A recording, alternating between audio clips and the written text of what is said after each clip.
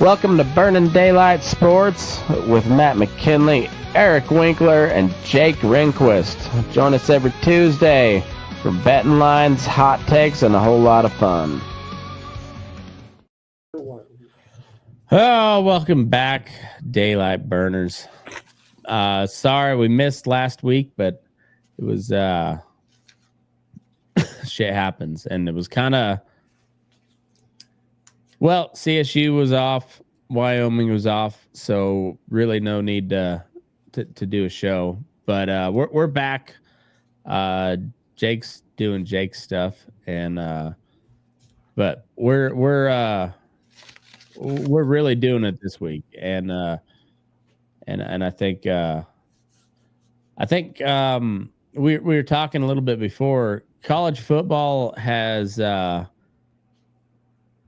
has become way more interesting than the NFL at this point. The NFL always gets good. Whoever writes that script for the NFL, it gets really good come, into November, into December, and then the playoffs. But right now, college football is pure chaos, and I kind of love it. I mean, you can't ask for anything better. I mean, every week you've got teams whose seasons are, done. Mm-hmm. All you care about is the playoff. You look at like teams like Georgia Tech, who everybody thought was going to be on a roll this year after they beat admittedly god awful and FCS level Florida State team. Shit, they're so bad. God, though, I mean, like with teams like Idaho and North Dakota State and South Dakota State, I don't think FSU would have much more wins at the FCS level. They're a bad team this year. And it really goes to show Jordan Travis. I don't know where he is this year, but he's such a good quarterback that he really kept that team in it. And this year, without him, awful. I mean, there's a reason DJ Ukulele Uyunglele, not ukulele, but Uyunglele has bounced around through so many teams because he doesn't have the talent to cut it. And he sucks. He's bad. And so he must be really good in the interview process, though. I think his game film and his intangibles are there. He just hasn't found a good coach. Right. I was found the right system. I was in the barbershop the other day, and we were talking about Tony Romo and Peyton Manning.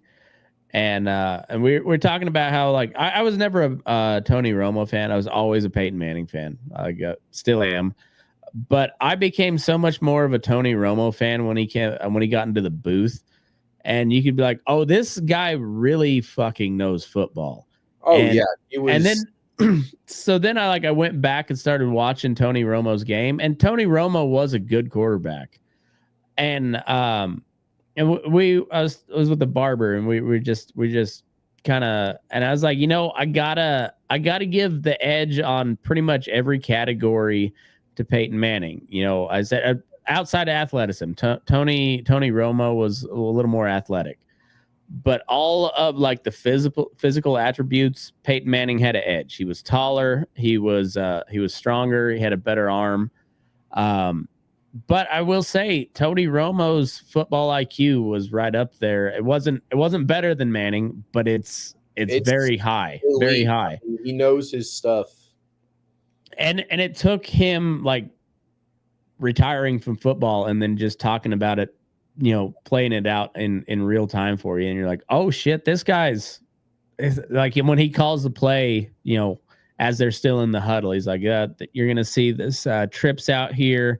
You're going to go into motion, boom, boom, crossing route. And you're just like, oh, holy shit. It went exactly like he said it was going to. And you're like, this guy knows the fucking game. Yeah, he knows ball.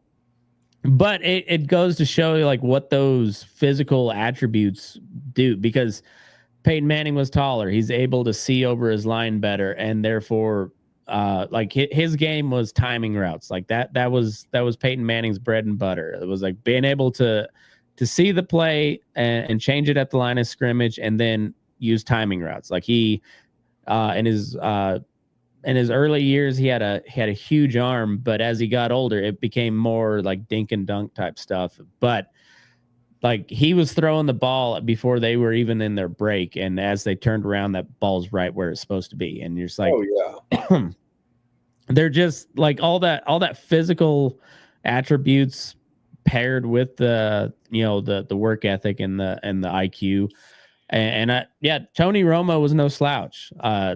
As much as I didn't like him when he was playing, like seeing him in the booth and then going back and looking at his game, you're like, dude was talented. He was really fucking talented. He was a good quarterback. So he was with the Cowboys, and I just can't bring myself to give them much credit for anything. I was a pretty big Tony Romo fan. Growing up, I had family in Texas, so I was a Broncos fan first and foremost, and I rooted for the Packers and the Cowboys. I really liked Tony Romo, and I always felt that like he knew what he was doing, and he always, interviews and stuff. I always, especially like as I got older and older and kind of more invested in football, kind of able to see how much and how well he really knew the game and how much he cared about it. Yeah, he was.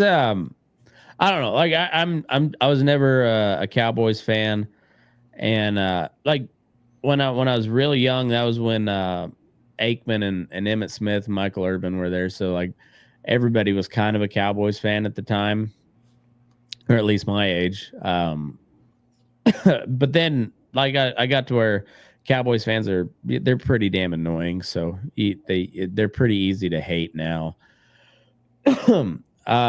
So, but I was never really a Romo fan when he was playing, but like, yeah, it's going back on it. I was like, I respect the dude. He's and he's a really good announcer. I really enjoy him in the booth.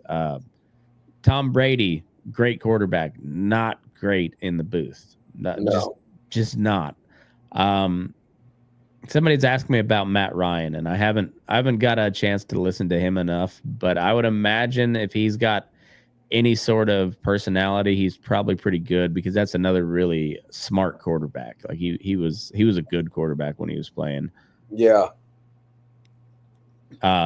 He was another one though that didn't have quite all the physical attributes. Didn't have the biggest arm, but he was really smart.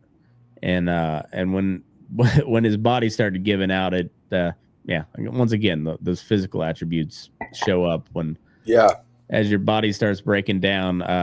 If you didn't have a real strong arm to begin with, boy, it gets when you're a 15, 20 yard passer, and then now you're like 5 to 7, like it gets real easy to game plan against. Yeah. And so, yeah, it's funny watching some of those, some of those guys that they grew up watching, seeing them in the booth, and then just, I don't know, watching them over the years too. Like Aaron Rodgers in his prime was like the most physically talented quarterback I had ever seen up until Patrick Mahomes. So that dude's on another fucking level. And we were talking before, the guy is good enough. He doesn't need the NFL's help. Like just treat him as another player. Don't try to make it easier for him, because he doesn't need your help. He's that fucking good. Yeah. The bullshit ref calls are it's just dumb. You're just making it obvious that you want him to we get it. You want Taylor Swift and all of her fans watching the NFL. Understandable. It's a business, but you don't have to rig the game in his favor. He doesn't need your help. No, he doesn't. And he's the talent. I mean, Patrick Mahomes is in that kind of Aaron Rodgers-esque quarterback type. Mm-hmm. But I mean, Patrick Mahomes is kind of becoming his own thing. Yeah, he's on a different level. He's that kind of vintage Russell Wilson, vintage Aaron Rodgers, where you can just create something out of nothing. Yeah. And it is so interesting to see these quarterbacks, especially in college, where you see them trying to act like Russell Wilson, trying to act like Patrick Mahomes, and create something out of nothing. All they do is create turnovers. Yeah. Well, and like Caleb Williams is a great example. I was listening to somebody the other day, and they're talking about when Caleb Williams in college was great, but he was athletic enough that he could he could run around and give his receivers time enough to get open. Yeah. 5-6 seconds of extending the play. And that's great when you have that option in college, but you don't have that in the NFL because every one of those top guys in the SEC on the defensive line, every team in the NFL has like 2 or 3 of them. Oh yeah. So you're just like, you don't have that kind of time, and so you being able to improvise is a skill for sure. It's a very tangible skill, but that has to be in your back pocket. It's not your go-to. Like there was a reason forever why they wanted just a strictly pocket passer. That was the most effective in the NFL. It's changed quite a bit since then, but you're also seeing, if you've noticed over this season, not nearly as many 300-yard passing games. Like a lot of more just run it down your throat style football, and I'm all for that. It's one of the ways they're finding parity in the NFL, because it's getting real top heavy, and it's also very apparent that there's only a certain amount of elite level quarterbacks. And if you don't have one of those and you've got like an okay one, you might as well just pay the okay one, because who knows when you're going to find one of those elite ones. Yeah. It's a lot about like you understand the value of someone. I mean, Jameis Winston, I think is a top 15 quarterback. He could be, yeah. And at least he has the ability to do that. And it really, like Ryan Fitzpatrick. Yeah. Quarterbacks like that, quarterbacks who can get into any system and understand it. Yeah. The value of those guys. I mean, you can really see that this year with teams like the Colts, like Indianapolis, struggling with Joe Flacco. Joe Flacco's system in Cleveland was very similar to the system in Baltimore. And because there was, I think, some coaching parity there. And so trying to keep pace when your top guy goes down, whether or not he's touching people or whatever reason he's going down, whether God's doing it to him or he just got unlucky, it's incredibly important. Like we had that resurgence of the backup last year for that 4-week period where every backup quarterback looked like the top quarterback. Yeah, I mean, you had what was the dude from the Giants? The dude yeah, like the Tommy DeVito, yeah, Tommy Cutlets. He still lived at home with his mom, and and his agent looked like he was straight out of Goodfellas. Oh yeah, I mean, the agent was, I don't know. I feel like I can't decide between the guy was actually, that's how half of his deals were actually just deli meat from the guy on the corner, not knowing that, thinking that, oh man, this guy's a mafia guy to try to shake me down. The guy's just trying to get an NIL deal or a little sponsorship. That's why the Sopranos was such a great show. It's like it like stripped away a lot of the glamour of that mob deal, and like, oh yeah, by the way, this they just took over a sporting goods store because the owner is a degenerate gambler, and then they just milked it for all it was worth. Oh yeah, it's wild. Anyway, I guess getting into to college football this week, we'll start with the Mountain West recap. Seeing how the two teams that anybody gives a shit about were off this week, it'll go pretty quick. New Mexico, I actually won money on this. New Mexico was up, and San Diego State was still the favorite to win. And I was like, I mean, and it was in like start of the fourth quarter or like or into the third quarter. And I was like, man, if you're gonna give me plus money on a team that's up with with a quarter to go, I'll take it. And they ended up holding on. So it was yeah, it was a pretty fun game. I didn't watch it real close, but San Diego State, didn't they start out pretty decent this year? They started out 3-0, or not 3-0, like 2, like they had a decent go of it. No, they started out 1-3. Oh, okay. So they kind of made a they opened with a big blowout win against East Texas A&M. And then their next win didn't come in 10. The East Texas A&M. I hate going up against East Texas. I mean, there's some real motherfuckers down there. Oh yeah, those are definitely. Yeah, you can't sleep on them. Can't sleep on them. Yeah, San Diego State's one of those teams though that like every now and then like they're legit pretty good. Like they're like a legit top 25 team, but I guess this year's not one of those years. Boise, I don't know what happened on this game. I mean, Nevada Ashton Genty had 3 touchdowns.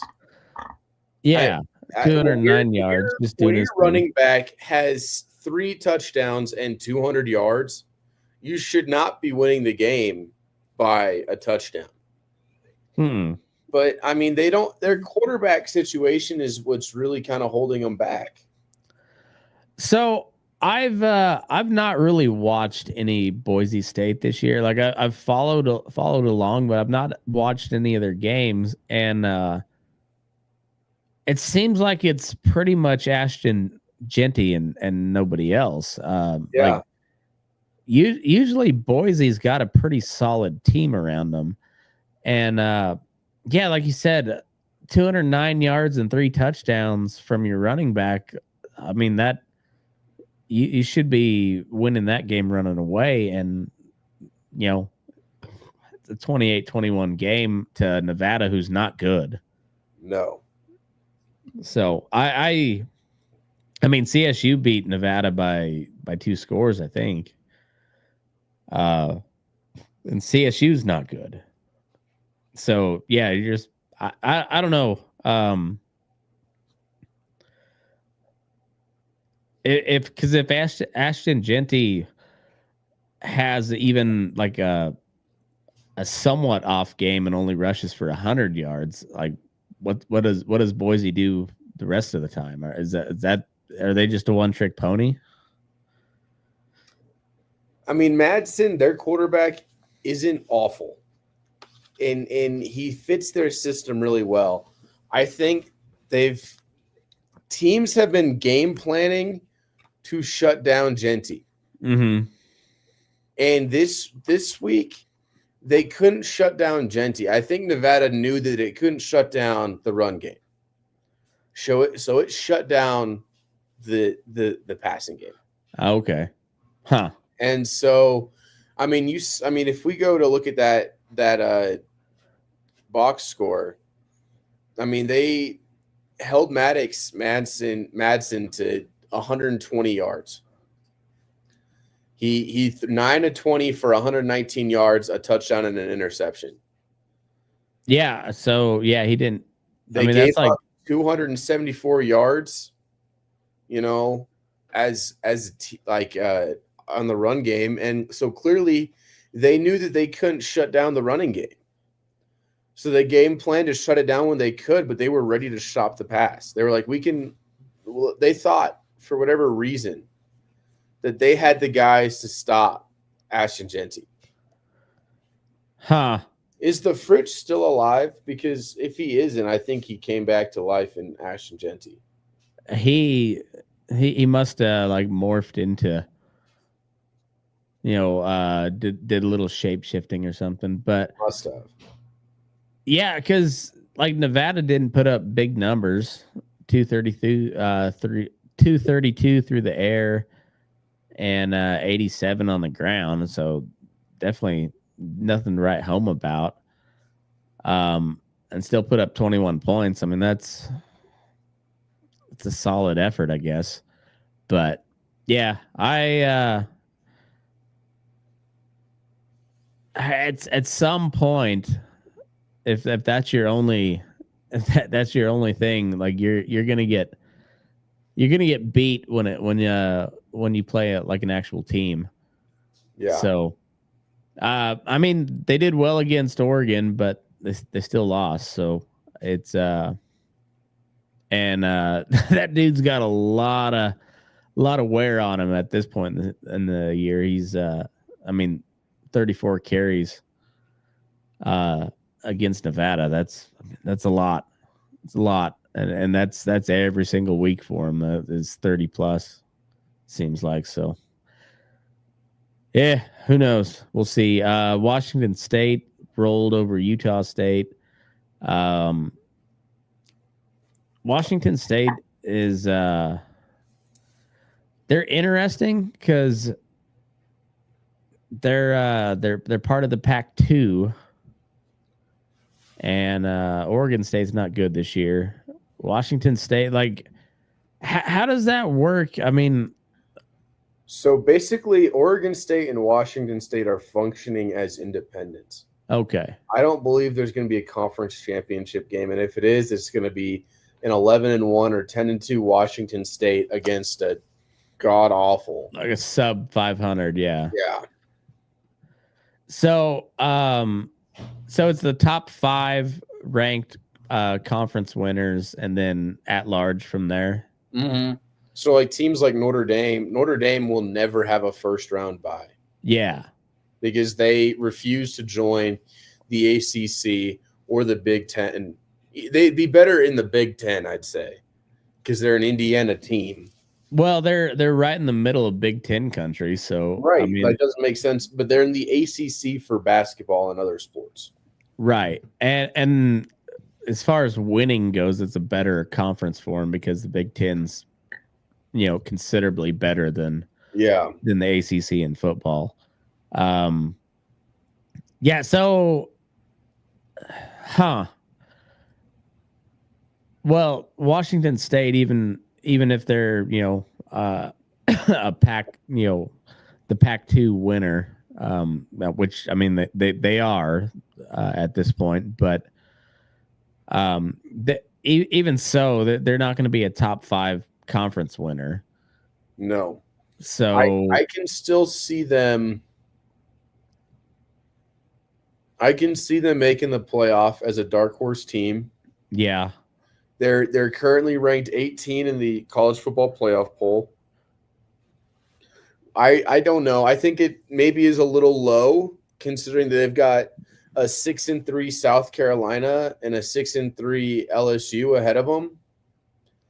But again, how strong is the Mountain West? And that's the issue Boise State's running into. Yeah, I mean, Boise State is a better team than Washington State. Oh, if Washington State finishes 11-1, Boise State 11-1, then Washington State's only loss is coming to a team whose only loss is to the consensus number 1 team in the country. Yeah, Oregon. But the rest of their competition, Boise State's best loss and only loss, Oregon. Washington State's only loss, Boise State. But then what is their best win?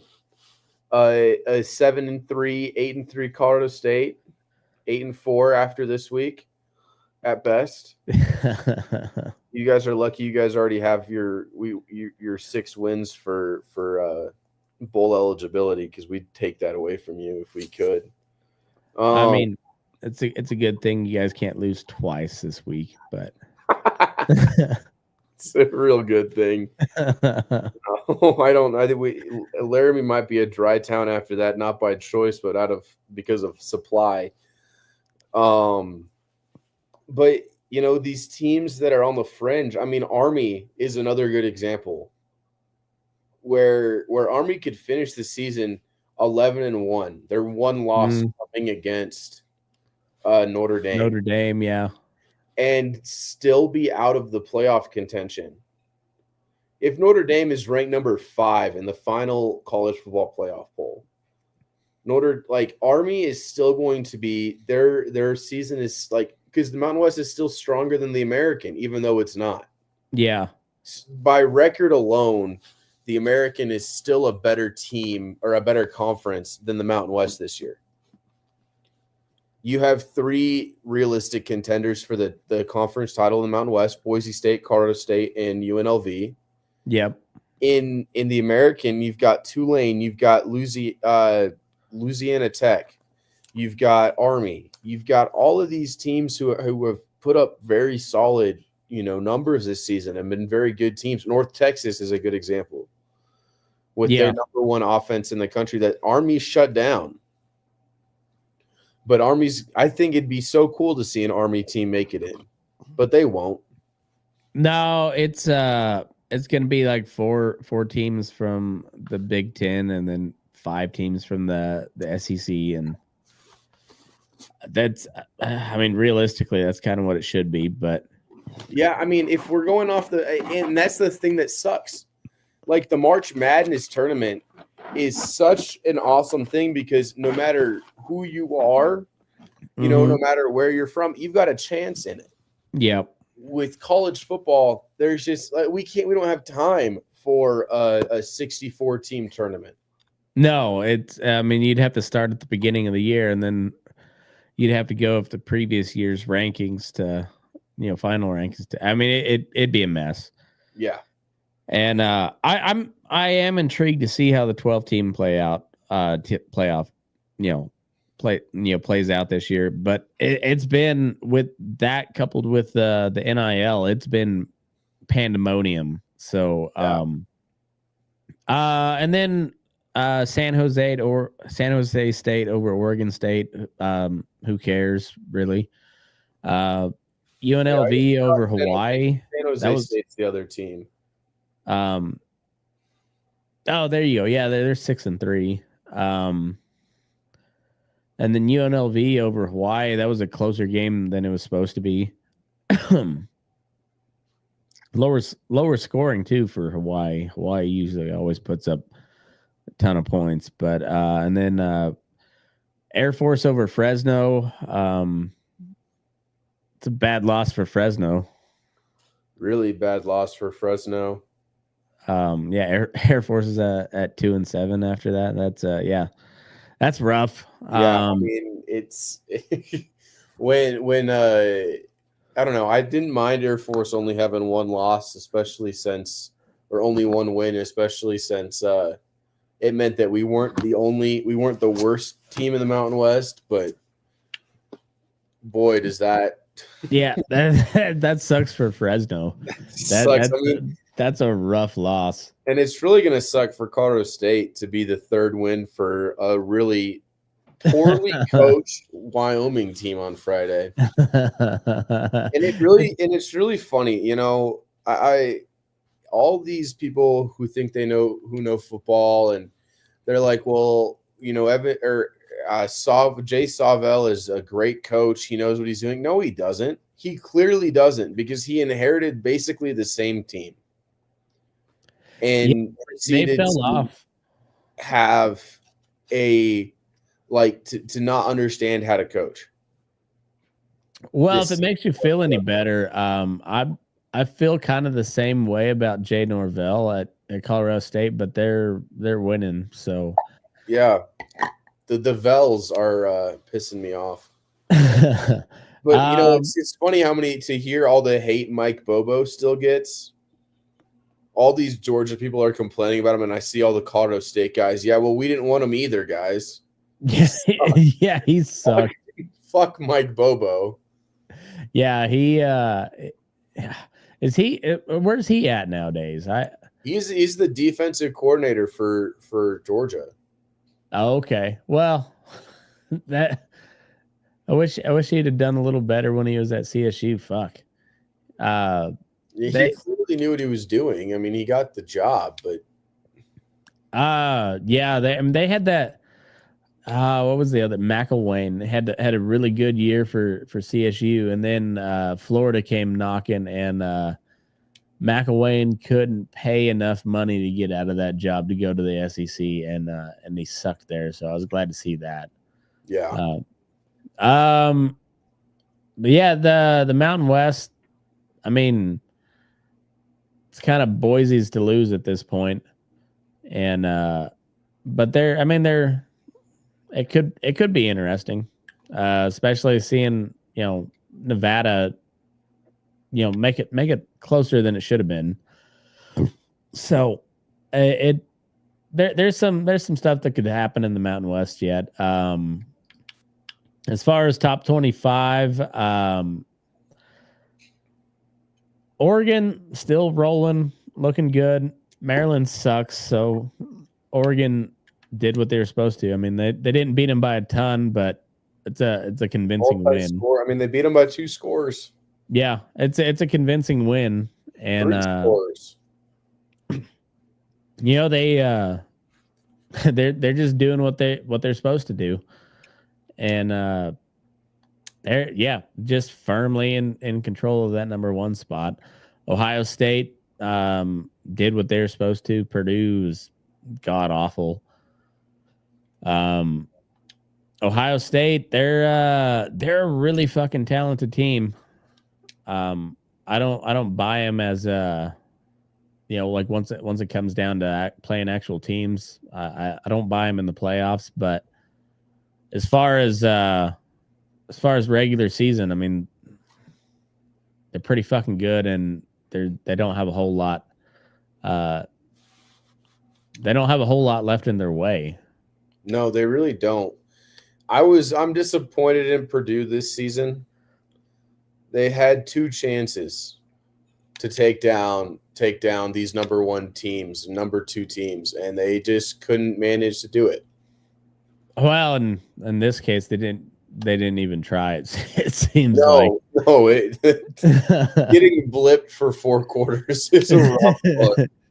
I mean, granted, like I said, Ohio State's really fucking good team, but yeah, they get blanked 45-0. That's rough. There's no good way to look at that one. You're just like that sucks.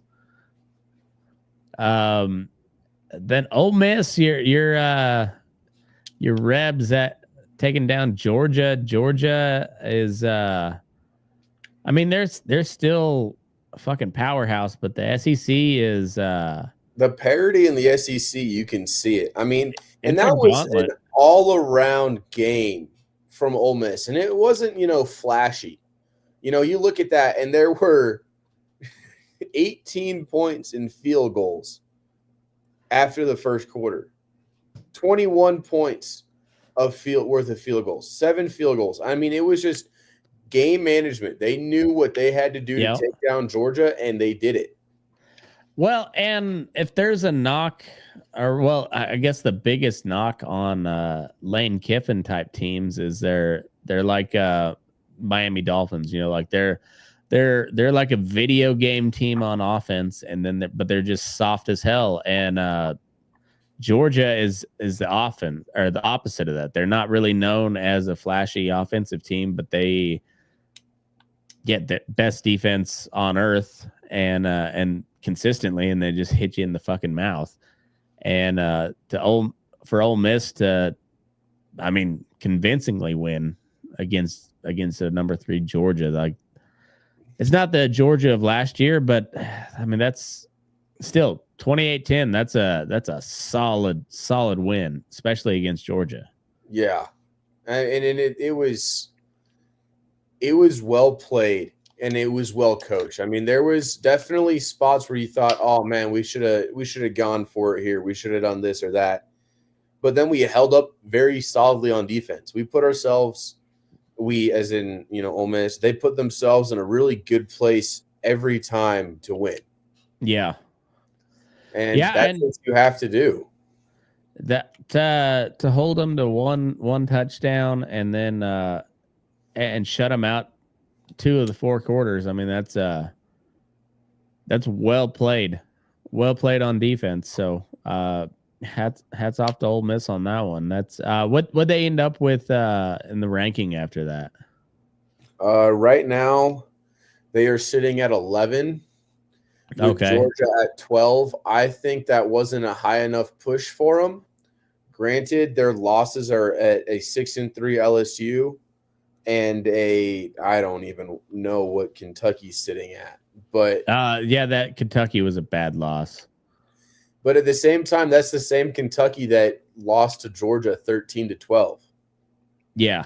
So that it's just the SEC's it's a fucking gauntlet. All of it. I mean, Kentucky for the past 5, 6, 7, 8 years have been a pretty solid team. Like not barn burners, but not super surprising when they upset somebody. But Vanderbilt has not been anything up until this year. Now, like, we made fun of you for picking Vandy over Bama, and then I gave you your credit afterwards. Yeah, but also I still didn't. I was like, all right, it's kind of a one-off, and Vandy is like that's a team that nobody wants to play because and I mean I think they're going to be goddamn salty. They're going to be an 8-4 team that's looking at a chance to potentially upset playoff hopes for a lot of these teams. Oh yeah, and for sure. So definitely trying to look at it from that perspective. Vandy's never had an 8-4 season as long as I can remember, but they're going to be an 8-4 team that has a lot of sting when you play them. They're like that. They're like your Georgia Tech team right now. I won money on Georgia Tech, because Miami just seems like one of those choke type of teams. Like I know they've been rolling this year, but the ACC is not a real conference. No, ACC is less of a real conference than the Big 12 is now. Yeah, I would say like SMU's a pretty legit contender, but the ACC is not a real conference. The Big 12 is not a real conference. It's really the Big 10 and the SEC as far as like where the actual teams come from.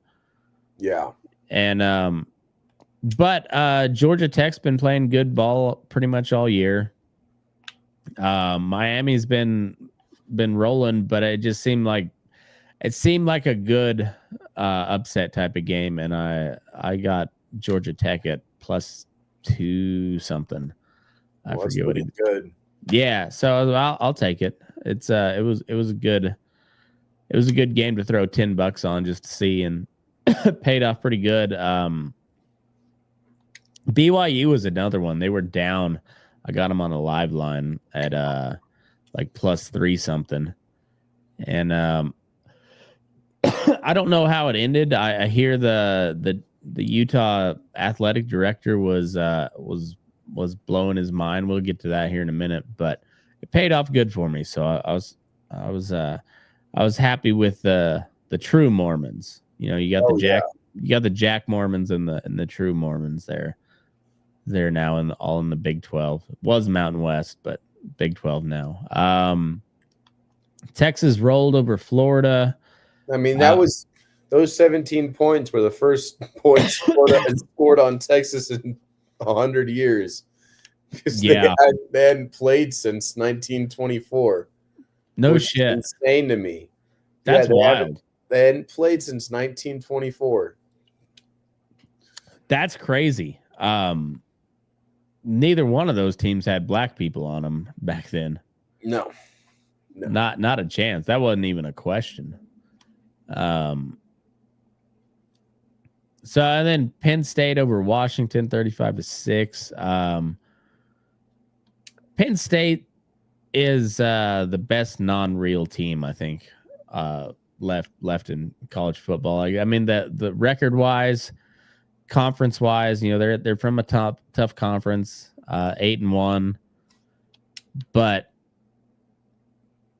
I don't think anybody sees them beating Ohio State or Oregon.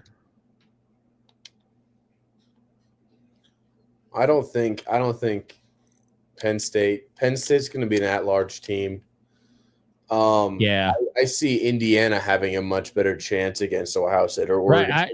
I forgot. I mean, nobody thinks of Indiana when you think football until this year. Yeah. But I think Indiana beats. Has Penn State played Indiana yet? No, they haven't. Do they play at all this year? I'm not sure.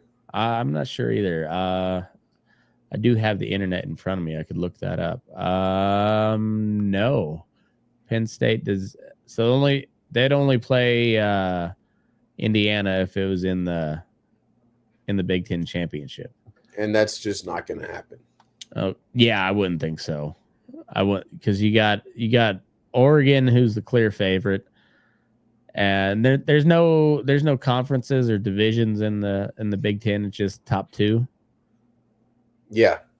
So, and I as far as the playoff system goes, I do like that a team like Notre Dame, even if they finished out number one in the country, cannot get a first round bye because they're not in a conference. I like that. Fuck you. Join a conference.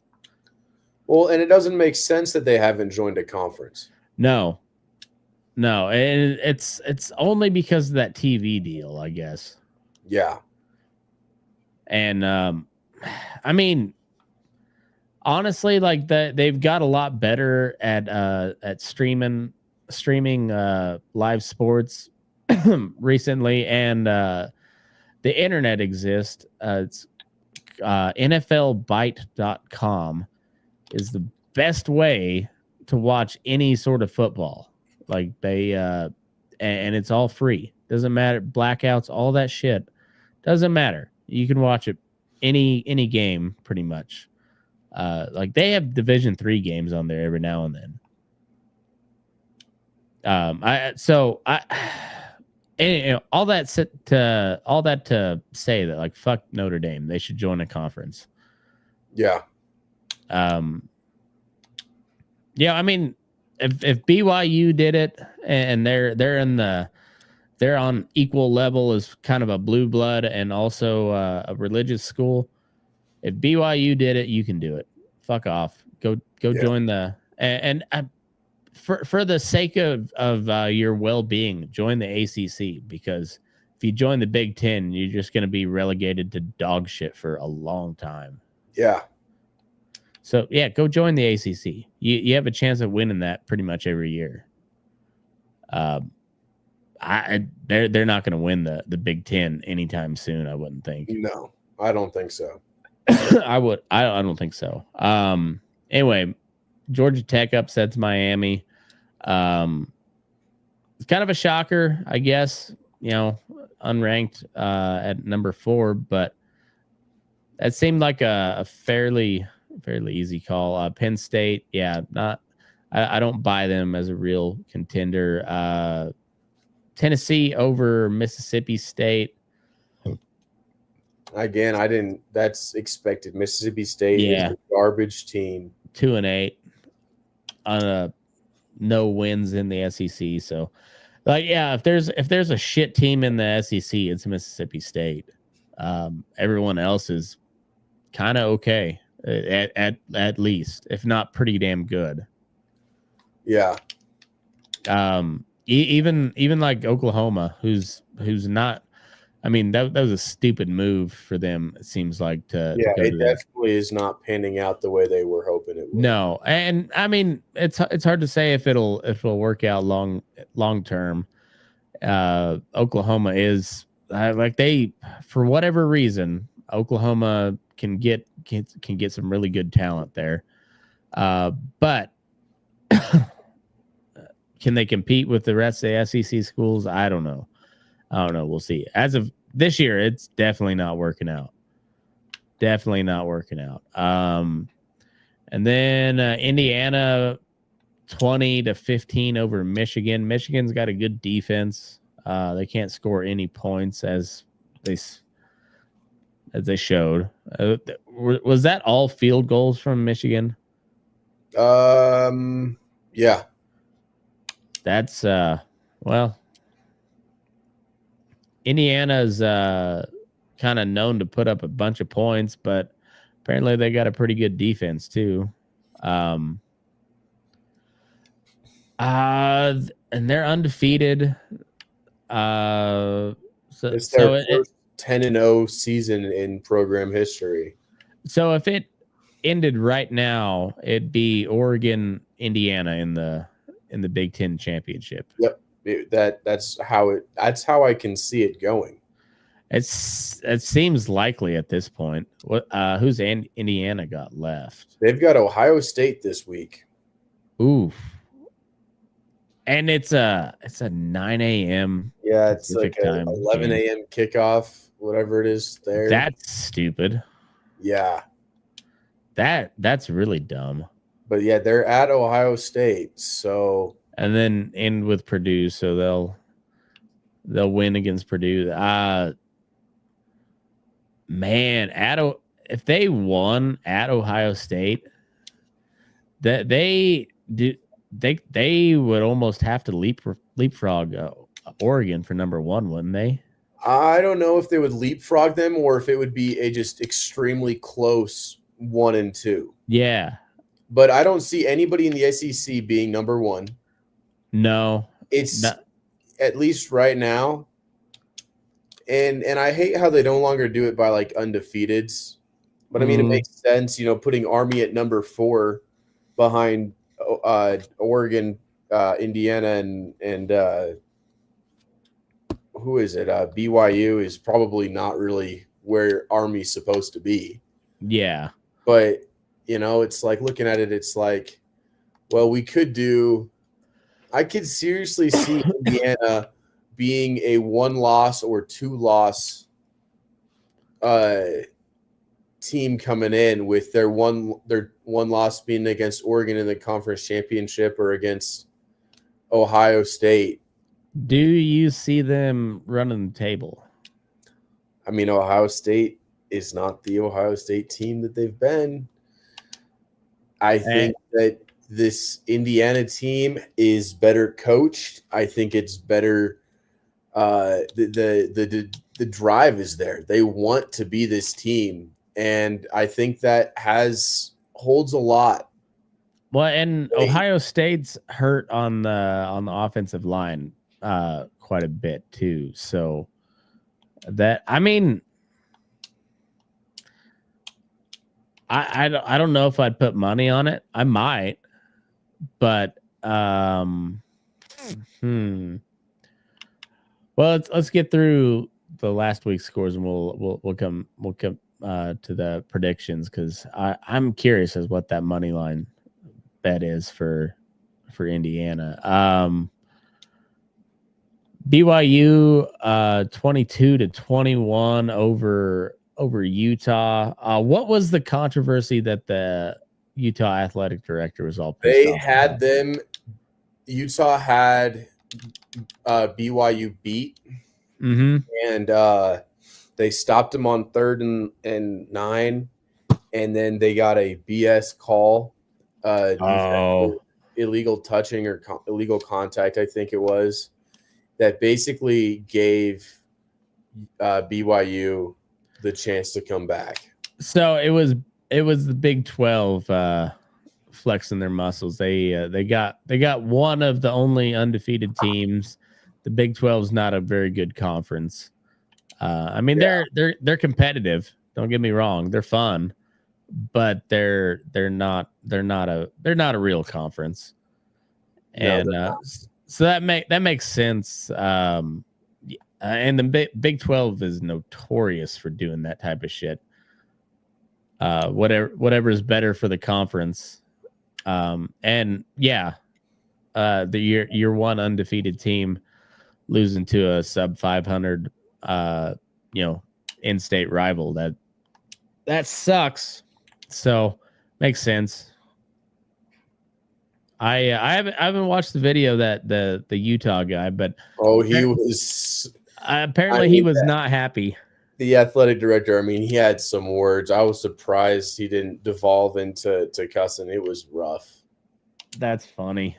Well, I also won money on that because I took BYU when they were down live line, so worked out pretty good. Also, when you put up zeros in the second half, you can't be that mad when they come back and beat you. Yeah, you got to score. Like, I mean, that was like Houston with Detroit. Like, yeah, Detroit made a great comeback, but also Houston did not score in the second half, and that made a big difference. But we'll get to that too. Florida State sucks so bad, 52-3. They got beat by Notre Dame, and they're 1-9. Yeah. Oof. Man, they suck. That's the biggest shocker of the college football season so far. It's just like, man, how bad. Like going from 13-1. Yeah. To 1-9. And who do they got left?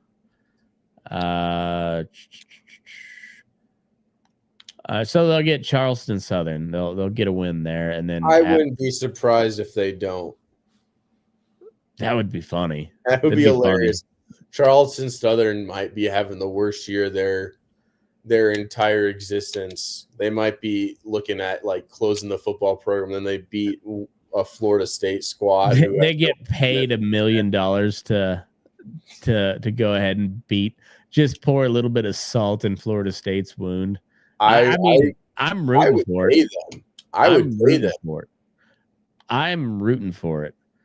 And then who else do we have? Alabama, LSU. Alabama kicked the shit out of LSU in the swamp. Don't sleep on Alabama. I mean, never can.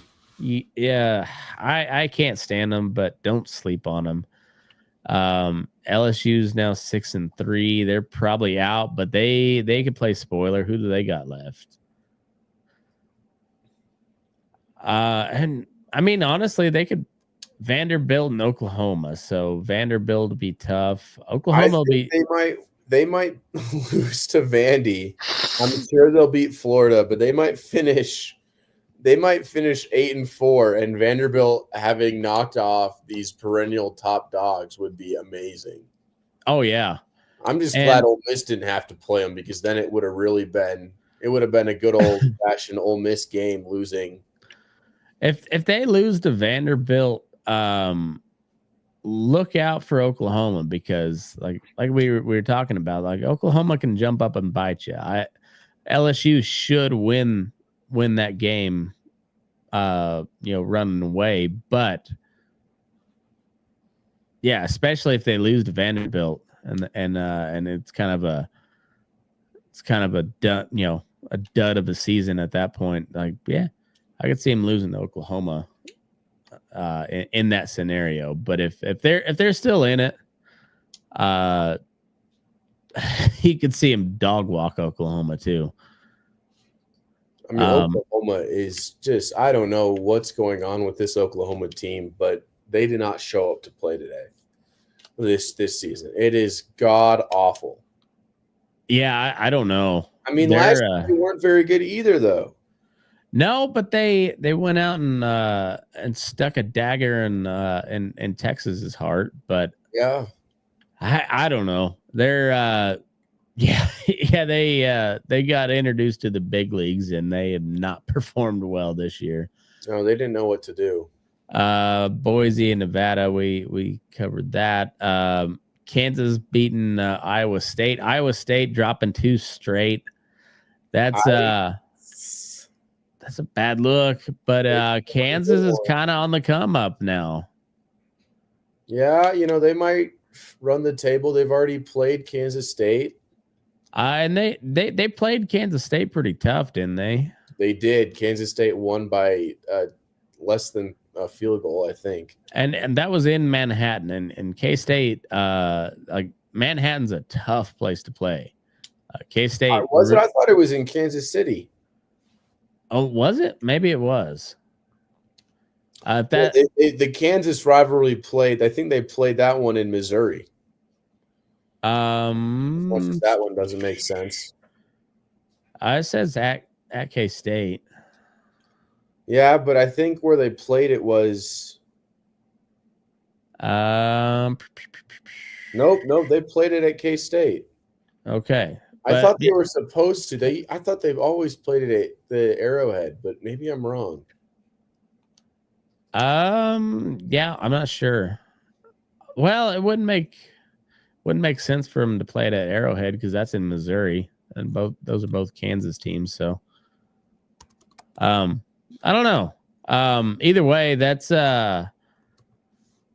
Kansas is kind of coming on a little bit here lately. So Iowa State also dropped 2. Who'd they lose to last week? Texas Tech. Texas Tech's been coming on. Yeah, so Kansas plays somebody else pretty that's in the hunt here down the stretch. So I mean, it's rough for Iowa State. They had a legit shot at the playoff. I guess they kind of still do, but there'd have to be a lot to happen for them, as well as winning out. Pitt, same thing, dropped 2. Bad loss against SMU, and then not enough to beat Virginia. So Virginia's 5-4. I mean, not good, but ACC once again not a real conference, and Pitt had a shot at doing at making the playoff, and not so much anymore. Colorado at 7-2 could win the Big 12, and outside shot of making the. Well, I guess if they win the Big 12, probably in the playoff, but I don't know. What do you think about Colorado? Are they going to make it? I think it's going to be a Colorado K-State Big 12 championship, and I think Colorado's going to they're going to lose. I just don't think it's their year yet. I think they're going to go 9-3 and then 9-4, or potentially 10-3. Yeah. I just don't think they have it quite yet. And I don't know if they ever will, because I don't know if Dion is going to stick around. Yeah, that's a good point. They should win out, but as we were talking, Kansas is kind of coming on. That'd be the one to look for, I think. I don't know, Utah. They gave BYU a run for their money, but that's an in-state rival, so little different scenario. I think Kansas would be the upset I'd be looking at for CU going forward, but BYU is still the team to beat, and push comes to shove, you gotta play them in the Big 12 championship. So I don't know. It's an outside shot for Colorado to get in, but I mean they gotta beat BYU, and Mormons are spooky. Yeah, they really are. Be a lot of soaking going on in Provo if BYU beats CU for the Big 12 championship, though. You can count on that. What else are we missing? Washington State at Utah State, we covered that. And then Clemson over Virginia 24-14. Clemson's pretty much done. I mean, do they have a shot at the ACC championship still? Yes. Yeah, it's between Miami, Clemson, and SMU. Okay. So I mean there's a chance Clemson could still get in, but who did they lose to? I know they lost to Georgia early, and then who did they lose to the other day? Louisville? Oh yeah, it was Louisville. So that's why Louisville's ranked 6-3. Louisville is up there in the rankings ahead of Washington State, which is so confusing to me. But yeah.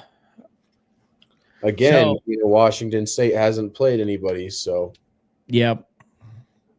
Missouri over Oklahoma. Missouri coming off a shutout against, was it Bama that they played? They got shut out against?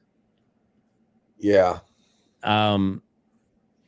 So Missouri, I mean, I guess technically they still got a shot, but I don't think anybody thinks they're serious contender anymore. They started out high on the list this year.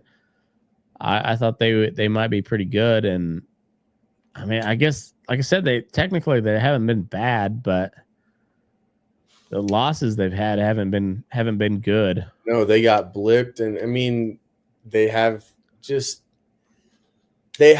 talent, and it just seems like they're hanging around, and I'm sure, and that's kind of how the SEC's been this year, Yeah, teams with the talent who are hanging around, LSU, South Carolina, Missouri. They're really playing below where I think they should be. Yeah, it seems like it. And but I mean, they're sitting at 7-2. I mean, it's kind of wide open in the SEC right now. And then Army 14-3 over North Texas. I almost put money on the over because Army's been hammering the over all year. It was a pretty high over. Yeah, well, Army somehow figured out how to score. Yeah, it's weird. But I think the over was like 51, and I almost took it, and then I was like, I made a note. I was like, I should put some money on that. And then the game started, and I looked at it. It was like second quarter, and it was 7-3. So I was like, they're gonna have to boogie if they're gonna score 51. So I'm gonna hold off. I'm glad I did. All right. So this week we've got in the top 25. Well, let's see. Mountain West. We got the Border War, most important game of the season. Yeah. And CSU's at 10.5-point favorite. I would take Wyoming to cover that. That's I'd also take Wyoming because you're going to make so much money when calling 10.5-point spread. That I bet that's like a plus 450 on Wyoming money line. I mean, honestly, it's not a bad to throw a little bit on because it's going to be a big payout if they do win. CSU should win this game, but they should do a lot of things. It's CSU and it's the Border War. I don't trust them at all. That being said, I'm going to take CSU to cover, and I fully expect to not win that bet, but I'm going to take them to cover 10.5 because proud to be a CSU Ram, and Wyoming fucks goats and all sorts of weird shit. Well, CSU stands for cocksucking university. So we can fuck a goat all we want, but we know what you guys are getting taught. Is there anything else exciting in the Mountain West? Hawaii, Utah State. I mean, it'd be a fun game, but I don't really care. Yeah. Oregon State, Air Force. No. Battle between two mediocre programs this year. Yeah, gross. It's at Air Force too, so it's gonna be like a slow grind them out game. That's gonna that game's there's nothing fun to watch about that game. Boise at San Jose, that could be fun. Overs at 62.5. So I mean, if Ashton Genty goes for another 150, 200 yards, yeah, Boise will roll. But if not, who knows?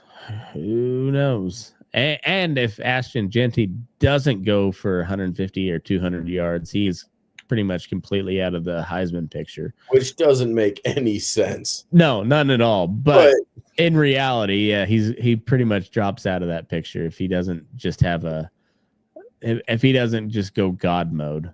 Yeah, he has to have a monster game every game.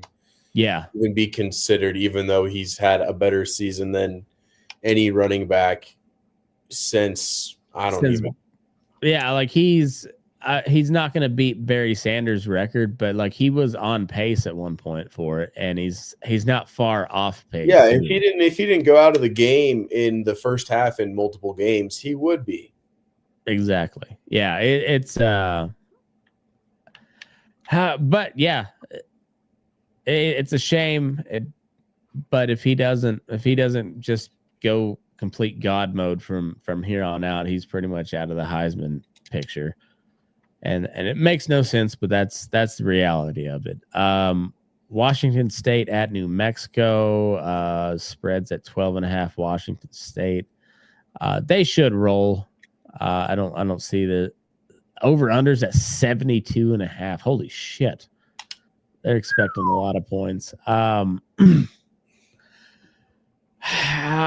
kind of want to just throw money on the over just to see if they could do it. That's we're looking at like a 43-30 game. I might put $5 on the over just to see, just because I want to see it happen. San Diego State at UNLV. UNLV's at 20.5 on the spread. Over under at 54.5. Yeah, UNLV should roll.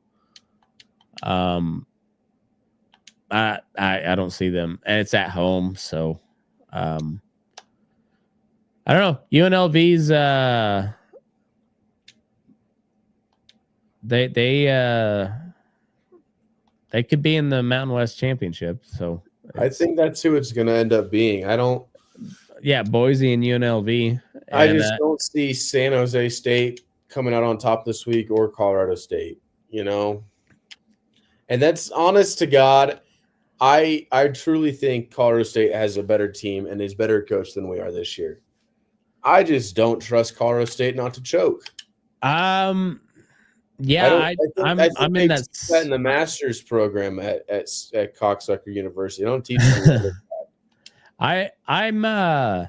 I'm gonna put money on it, but I agree with you 100% on that. I don't trust them not to lose, even though they should clearly win this game.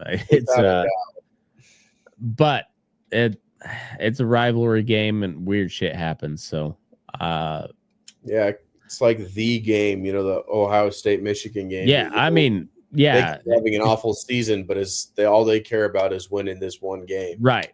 And, yeah, we already got spanked by CU, so we got the border war left. And it has actual, title game implications. So gonna hope that CSU shows up, but I'm also not at all confident that they will. So, and then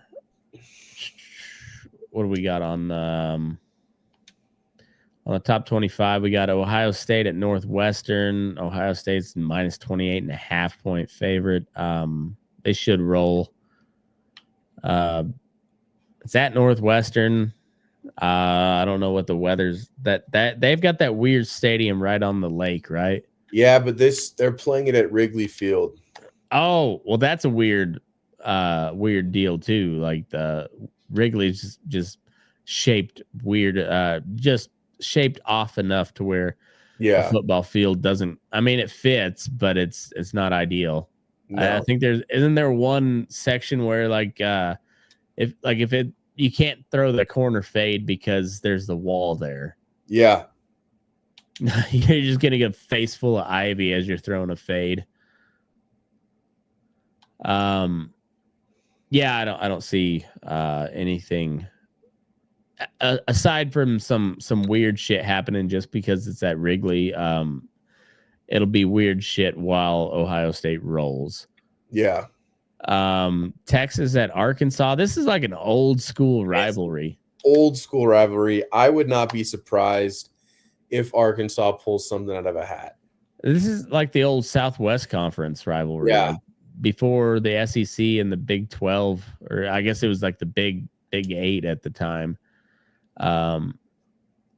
But yeah, so I wouldn't be real surprised. Spreads at 13.5 for Texas, over unders at 57.5.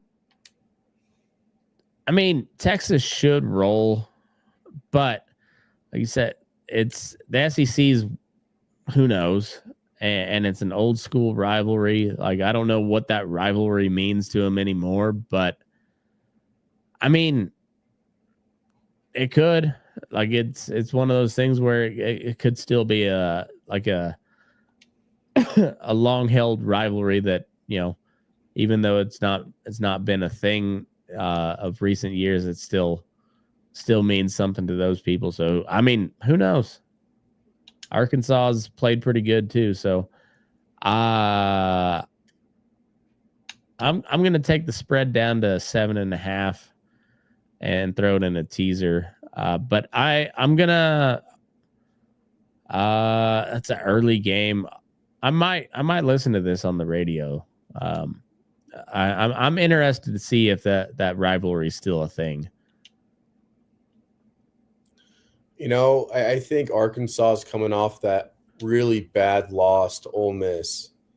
You know, and I think they're going to want to protect their home turf, and they're going to want to do it, especially being Texas. I don't think they're going to let anything slide. We might see some more trash throwing.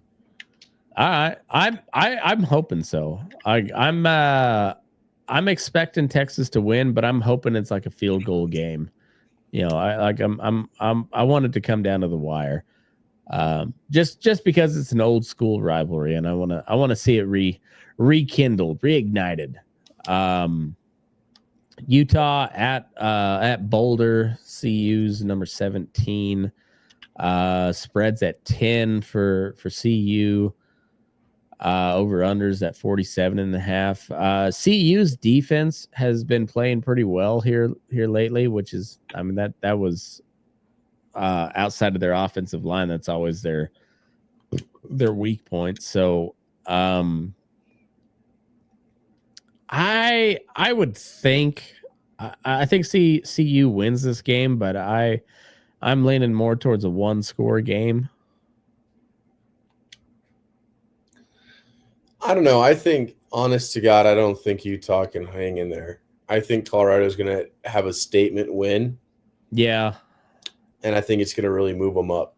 It could. I just love seeing them get up there. You know, when they were 5-0 and then lost 7 straight games to end the season. Oh, yeah. I just amazing. love that. So I'm a big proponent. And, yeah, Boulder's going to get up there. Boulder's going to be 9-2, and then they're going to end up being 9-3, and then they're going to be 9-4. Yeah, well, I am so close. I'm with you on that. On my wishes, yeah. Like I want CU to win out and get hyped for that Big 12 championship, and then just get butt fucked by the Mormons. Yeah. But in the meantime, they got the Jack Mormons, and yeah, I don't know if I think they win. If CU gets out to an early lead, it'll be a blowout. But if Utah can grind them down, kind of like they're known to, they and you know, keep CU's offense off the field. CU still wins, but I think it's a 1-score game. Yeah, I agree with that. Clemson at Pittsburgh. It's an interesting game. Clemson ought to roll their 10-point favorite. Over under at 40 or 54.5. I would like to see Pittsburgh win this one, but I don't see it happening. No. I think it'll be close though. I think Clemson's going to win this game and not move up in the rankings. Yeah, probably. That's kind of how I see it. It's going to be a win, probably not a real convincing win. It's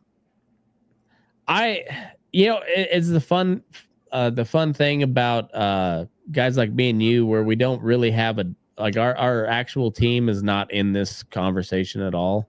Yeah. So I'm rooting for pure chaos. Like I want Pittsburgh to have the upset there. I'm a huge fan of all this chaos that's going on. Yeah.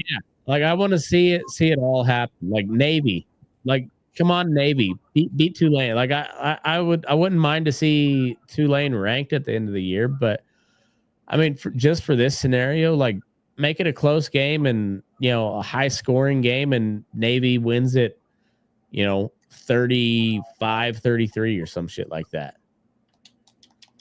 No, I want the chaos.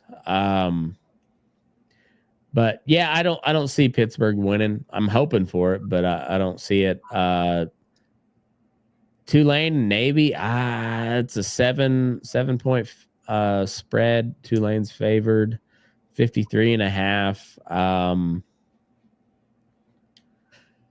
I don't know. Navy could win that one for sure. Yeah. I mean, again, it's a Navy team that's 7-2, and they've been out of the rankings for a couple weeks, so people are forgetting. It's a good Navy squad. They're putting up some points too. So Tulane can put up some points, but they're also they can kind of grind you down too. So take a lot of time off the clock. But I kind of like that over. And I'll have to look and see what the money line is for Navy, but I kind of want Navy to win that. Alabama at Mercer. Mercer's 9-1, but what are they, D2? Yeah, I don't even know if they're an FCS program. Yeah, and there's no line on that, as there shouldn't be. No. Mercer might get Mercy ruled. Penn State at Purdue. Penn State's 28.5-point favorite. Maybe this is Purdue's statement top 5 win this year. Oh, that'd be so funny. It would knock Penn State out of the conversation altogether, I think. Oh yeah, and they don't think they deserve to be in the conversation in the first place. I don't think so either. That would be classic Big Ten though. Just like the shit pile of the Big Ten just pulling out a big win against one of the big ranked teams just to fuck everything up. That would be. Penn State misses out on the college football playoff, and it's like the first time where they've actually had a chance. I know it, and it'd be funny. Yeah, and so I'm not going to bet on that game, but I'm going to root for Purdue. Boiler up, baby. Woo! Notre Dame taking on Virginia at home. Notre Dame's 23-point favorite. Over under at 50.5. 23 is a ton of points to bet a spread on. Virginia coming off win at Pitt, right? Or against Pitt. I don't know where. I think it was at Pitt, though. I think they beat them at Pitt. Yeah. So I mean, I don't know these teams well enough, but just going off of the recent track record, I wouldn't. I don't hate Virginia to cover 23. Like maybe not to win it, probably not to win it, but 23 is a lot of points, and they've been playing good football here lately, so maybe. What's your thoughts on that game? I don't know. I think I'd love to see Virginia beat Notre Dame because it makes Army's path so much easier. Mm-hmm. But at the same time, maybe they do need to beat Notre Dame just so that the win against Notre Dame means so much more. Yeah. Yeah, I don't see Virginia pulling it off either, but like I said, they've been playing pretty decent football here lately, coming off a big win. I could see him make maybe not a close game, but a closer game. Covering 23 seems like a doable for Virginia. Yeah. Boston College at SMU. SMU's minus 17.5. Boston College, isn't that where isn't that Bill O'Brien, the coach? Yeah. All right, so he's a good coach. SMU should roll. I mean, just going off numbers wise, but Bill O'Brien is a good coach, and it'd be a pretty good statement win for him this year, knocking off SMU when they're kind of rolling. So I don't see it happening, but be something to look out for.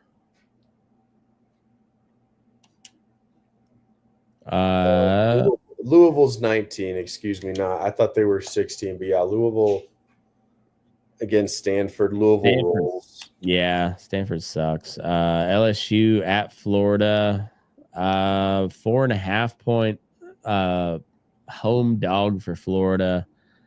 Probably should be more, honestly. But it's at the Swamp. I think LSU rolls. I don't think it's going to be close either, and I think Billy Napier might get fired after this game. How long's he been there? He's been there, what, 2-3 years now? Yeah, and they've done absolutely nothing. Florida is pretty quick to fire somebody if they ain't producing too. Well, so. And it's like people keep talking. Ole Miss is not at the same caliber as Florida. I'm like, well, let's look at the track record in the last 5 years. Maybe Ole Miss wasn't, but Ole Miss certainly is now. They don't have the name behind them like Florida does, but as far as the last time I remember Florida really being good was Tim Tebow. The name honestly, to me for Florida just means not being as good as you're supposed to be. Well, and it was Steve Spurrier who was the coach before Urban got there with Tebow. So I mean, honestly, outside of the Tebow era, I mean, they've been an okay team, but nothing. Spurrier was a good coach, but he still only won one championship there. Yeah, and I think we kind of get it twisted though with like guys like Tebow and Nick Saban, where you're supposed to be winning perennial championships. There's 132 teams in college football at the FBS level. And Tebow just happened to be arguably the greatest college football player of all time. Yeah. So yeah, plus a really fucking good supporting cast. Yeah, you got Aaron Hernandez there. Who else? Well, on the defense, Takeo Spikes on the defensive side. Oh man, what a dude! They were nasty. Not now. I think LSU rolls, and I think they put up 40 on their own. Probably. I like the over. Yeah. Missouri, South Carolina. This is a good game. SC's minus 12, favored at home, 44.5. The number 23 at number 21, but a 12-point spread. So Vegas does not like Mizzou in this game at all. No. I think I would pick Mizzou in this game. Yeah. I think Mizzou, I don't know. I haven't done my homework. I don't know what their injury situation is, but that's what's been really holding them back all year. And I think at this point they're getting their guys back. I think Mizzou with the points is a good bet here. I think South Carolina wins, but I think it's a good old fashioned SEC dogfight. But I don't know if it's going to be defensive or offensive. So I'm not going to touch the over, but I like Missouri to cover, maybe to win, but for sure to cover. I like that. Boise at San Jose, we already covered. Arizona State at Kansas State. This is a big one. This one is for all the marbles. We haven't talked about the Big 12 being almost as tight as the SEC is right now. Yeah, I mean it's SEC Junior, because while it's a lot of similarities, SEC's clearly a superior conference. But the similarities are all there. Like it's a similar style of football nowadays, and there's not I mean, you got BYU, but I wouldn't say they're a clear favorite to win it. Yeah, like they're obviously the number one team in the Big 12 right now, but I think K-State could beat them. I think Colorado could beat them. I think Iowa State could beat them. Like there's a Kansas could beat them if it came down to it. I don't think that's on the schedule, but like there's some salty teams in the Big 12. Who do you like in this game? We got K-State -9, over under at 51.5. I'm gonna take K-State. I think K-State's gonna. I think Arizona State's gonna keep it close. Yeah, but I really do think K-State's gonna. I'd take Arizona to cover the spread, but take the over. I think it'll be a 45-38 game. Yeah, I think it's a one-score game. I think it's going to be a little bit of a shootout, and K-State pulls it out because Manhattan's a tough place to play. But Arizona State's a good team. They played well, and I think they play well in this game. I don't think they win, but I think they play well. Oregon at Wisconsin. We got Oregon -14.5, over under at 52.5. Wisconsin's another one, salty, not barn burners by any means, but they're salty, and it's going to be at home with the number one team in the country coming in. They're going to get hyped up. Jump around's going to be bumping. I like Wisconsin to cover. I think Oregon wins the dogfight. And I kind of like the under.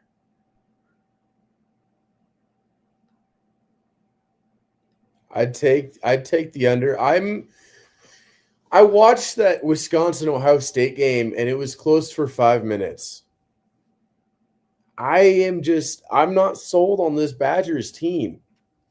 No, I'm not either, but I just don't like. And I mean that, not that I'm gonna, that the Badgers should be winning, but that they should be holding the score under 52. I think Oregon might steamroll them to the tune of putting up maybe even a 50 spot on them. I could see that. I'm just going. I'm not putting really much faith on the team, but I think Madison's gonna be bumping, and I mean that plays a lot in college football, and strictly because of that, Oregon's a better team. They're gonna win. But I kind of like Wisconsin to make a game out of it. I would like that as well. I just am not sold on it, but we'll see. Now, if it was in Oregon, I wouldn't say that at all. But just because it'll be in Madison, I think the crowd will play a lot into that. Tennessee at Georgia. This is a hell of a game. We got Georgia 10-point favorite at home for both of them. Yeah. So 8-1 Tennessee at 7-2 Georgia. I don't. So if Tennessee loses this game, they're still in the SEC championship picture. Yeah, very much in the playoff contention. I don't know. I think Georgia should win this game. But I don't know. I don't know. The SEC is fucking wide open. I mean, this is a Georgia team who has not looked so good. I mean, Ole Miss gave them their first loss against a team not Alabama, a non-Alabama team in like 47 games. And to be honest, I'm not sure if I can see this Georgia team bouncing back from that. Well, that's one thing we've talked about some on the show is like the bounce back games. You know, like when Texas lost, they bounced back pretty good. Georgia, like they haven't fallen off after a loss, but they haven't come back really like and just beat the shit out of somebody like you'd think they would. And I don't know. I don't buy Tennessee though. They're a good team. I don't buy Josh Heupel. You don't think he's hit that spot yet?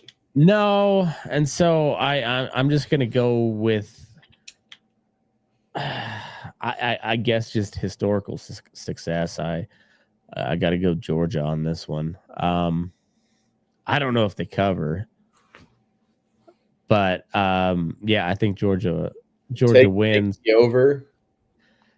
Yeah, I like the over. 48.5. I don't know if I don't know if I like Georgia to cover the spread. I think they win. But I think Tennessee to cover 10 is not a bad bet. Once again, I mean, kind of a dogfight type of game. But Tennessee's way softer than Georgia as far as just team makeup goes. Georgia's a punch you in the mouth type of team. A&M at New Mexico State. That's not a real game. A&M at minus 39.5. Yeah. That's a terrible spread. I would not advise betting that spread, 39 points. Although this is a New Mexico State team that does not have Diego Pavia anymore. That's true. I won't be surprised if they lose by 39, but that's so many points. So many points. 39. Jesus. Washington State at New Mexico. Washington State's at 12.5 point spread. Over under 72. We talked about that one. And then Kansas at BYU. BYU's minus 3. Over under at 55.5. I kind of like the under. I wonder 36 degrees. Yeah, I like the under. Yeah. It's take the under. Clear it looks like, but I don't know about that Washington State New Mexico over. I know it. I keep looking at that and I'm like, oh boy. I haven't put money on it yet, but I said I'm going to, and I'm going to. Man, that's a lot of points. That's like, why even bring your defense? Mexico to kind of match them a little bit. I mean, Washington State's played in some shootouts this year too. It's entirely plausible. Oh yeah, like, and I mean, according to the spread, likely, you know, they're expecting at least 72 points. Yeah, I mean, but at that level of points, you're talking about one broken up pass could mean the game. Like, they're not expecting any sort of defense. No, and that's a Washington State staple. I understand that defense has never been something that they've played, but come on. Yeah, I mean, you're talking a 42-32 game, or 41-30 game, something like that. It's yeah, they're the defensive players are not expected to do much. All right, NFL. Well, it was not nearly as exciting or as interesting. Ravens at the Bengals. It was a good game, but Bengals won like they should have. Ravens look really, really good right now. It's kind of it's a clear 1 and 2 in the AFC, Chiefs and Ravens. Bengals, they're not out of it, but I don't really see them making much of a push. I don't know. I don't. I see them as being like the Rams were last year, where like you don't want to play them, but they're not gonna do anything either. This game in Munich turned out to be not a bad game. It was 2017 in overtime, but it was the Giants and the Panthers. Nobody cares. Next game, also nobody cares. Patriots at the Bears, 19-3. Drake May is looking okay, but he has nobody to throw the ball to. Caleb Williams sucks. We called that one early on, though. But it's nice to see that just being proven true week after week. Bills at the Colts, 30-20. Joe Flacco, didn't he threw like 5 picks, didn't he? Yeah, it was not pretty. I mean, the Bills should have won by way more than 10.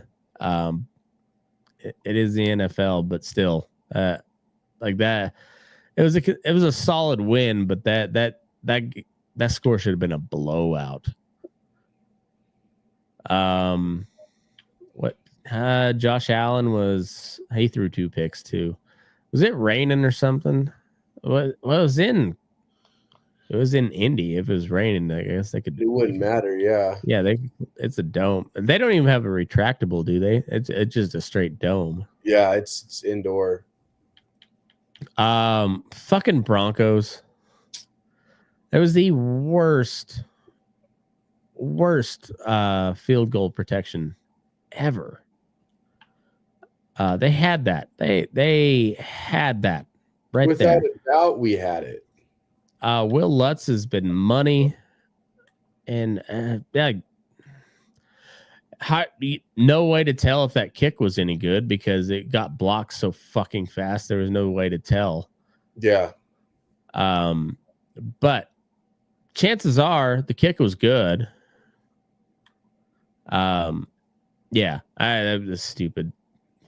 Chiefs still undefeated, and but they should have had 3 or 4 losses by now. I don't think they've won a game by more than one score. No. But they've had 8 games out of their 9 where they've been trailing in the second half. Yeah, and they've had a lot of help from a lot of zebras giving them help. Lot of that. This wasn't so much the case this game, but it was just like, I mean, like, yeah, you were saying the one dude just fell over backwards. Just if the guy that blocked it didn't block it, there was like 5 other guys right there. Dumb. Broncos are 5-5, which, I mean, technically still in it, so take that for what it's worth. Saints over the Falcons. I lost money on this game. I don't know what the fuck happened there. Derek Carr, how did he do?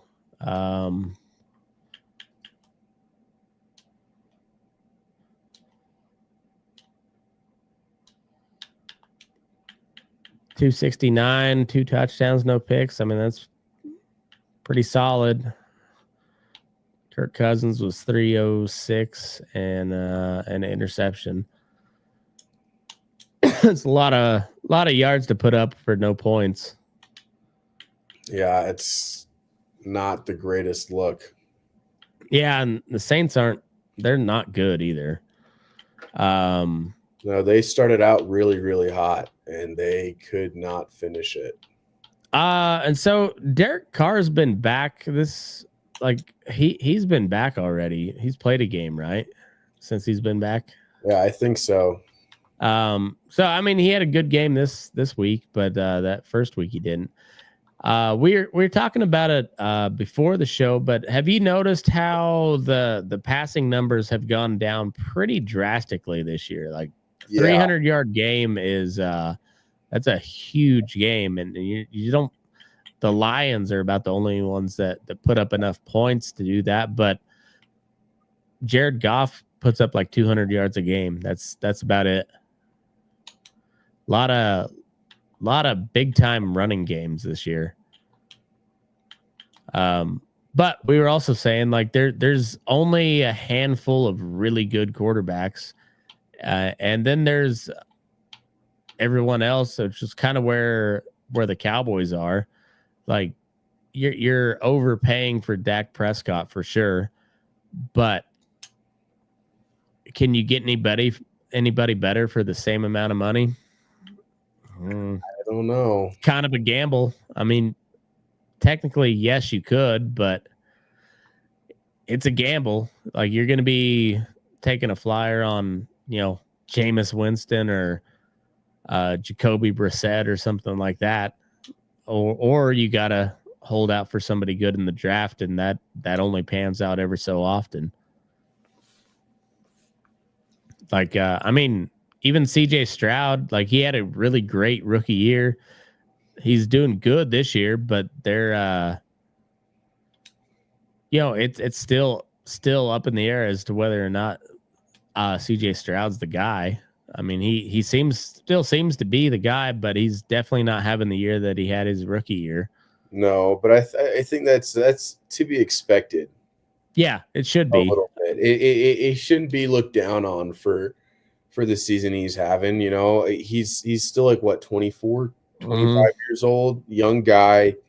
He's got time to develop. He's still making the mistakes he's making aren't mistakes that can't be corrected. No, and he's also that don't have fixes. He's also out his 2 top receivers too. So yeah, you got perennial all pro type of guy and Stephon Diggs, and then Nico Collins, who's been just lighting the world on fire, and then they're just gone. So like, and they're still, even when they're losing games, it's a game. Like they're not getting blown out. So Yeah.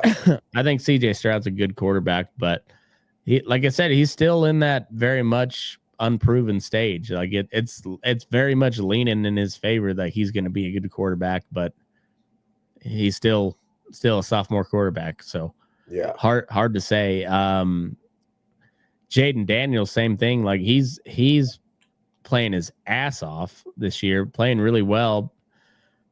Is it what happens next year when they got all the tape on him? So I mean it's hard to say. But yeah. Back Falcons Saints, I don't know. Saints won that one 2017. Niners 23-20 over the Buccaneers. It is shocking that the Bucs are below 500. Like that's a good team. Yeah. I know it's an unlucky team. Yeah, Evans is supposed to be back here, I think the next week or so. But Godwin's out for the year. That sucks. I mean, but Baker's still doing his thing. Baker Mayfield's is a fucking gamer. Christian McCaffrey had an okay game. Shaking the rust off a little bit. Yeah, first game back. Niners are 5-4, and they're 1-0 with McCaffrey in the lineup. So I mean, that's a good win. It was kind of an ugly win, but Buccaneers are a good team, so don't let that record fool you. They're a good team, so it's a good win for the Niners. Still to be determined how good McCaffrey is going to be for him. Yeah, it's good for the Niners to kind of stay above 500, at least right now. Well, and they have the luxury of being in the NFC West, which is not the they could best make the division. playoffs at 9-8 and be fine. Oh yeah, for sure. Steelers doing their thing again at 7-2. Russell Wilson looks pretty fucking good. Mike Tomlin's arguably the best coach in the NFL. I don't disagree. I mean, I'd at least in terms of every year they're a playoff team, and every year they've got a winning record. Well, and who's on the team? It was kind of a given when you have Roethlisberger. That dude was he was a beast. Yeah. But even after he's retired, I mean, he's had winning records with fucking Mason Rudolph. Yeah. I mean, he's a great coach. And now, like, if you're getting Russell Wilson playing at Russell Wilson type levels, like, fucking Steelers they're scary. Nobody wants to play them, especially at home. Fuck, man. Nasty weather doesn't matter. Like they can run the ball. And and Russell Wilson can do just enough to, you stop the run a couple times. I mean, that's a good team. Pittsburgh is a good team. Vikings have really dropped off here the last couple of weeks. That high-powered offense has come back to earth. Sam Darnold's looking like Sam Darnold that we all know and love. Is Jefferson hurt? I think so. If that's the case, then he had 5 for 48. Not bad. I mean, not bad. That's kind of ho-hum numbers for him. I mean, it's a solid day in the NFL, but for Justin Jefferson, it's kind of a down day. And they got to have him performing, otherwise they don't have the. I mean, Aaron Jones is good, but Justin Jefferson's kind of the heart of that offense. Yeah. Jaguars suck, so they they scored all field goals and still managed to pull out a win. So Vikings, another team I don't want to play, but they've really kind of come down to earth. Yeah, I think the NFL is really outside of these teams like the Chiefs and the Lions. Yeah. There's good teams, and then there are really, really not good teams. Yeah.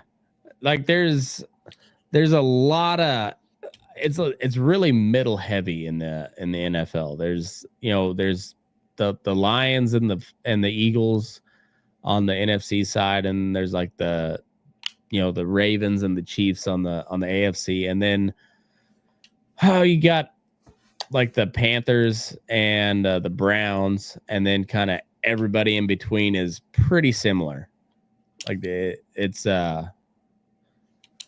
real top heavy, real bottom heavy, and then like the vast majority of the NFL is just they're in it. Yeah, not they're nothing to write home about, but they're in it. Eagles kicked the shit out of the Cowboys. The Cowboys are pretty much given up on the year.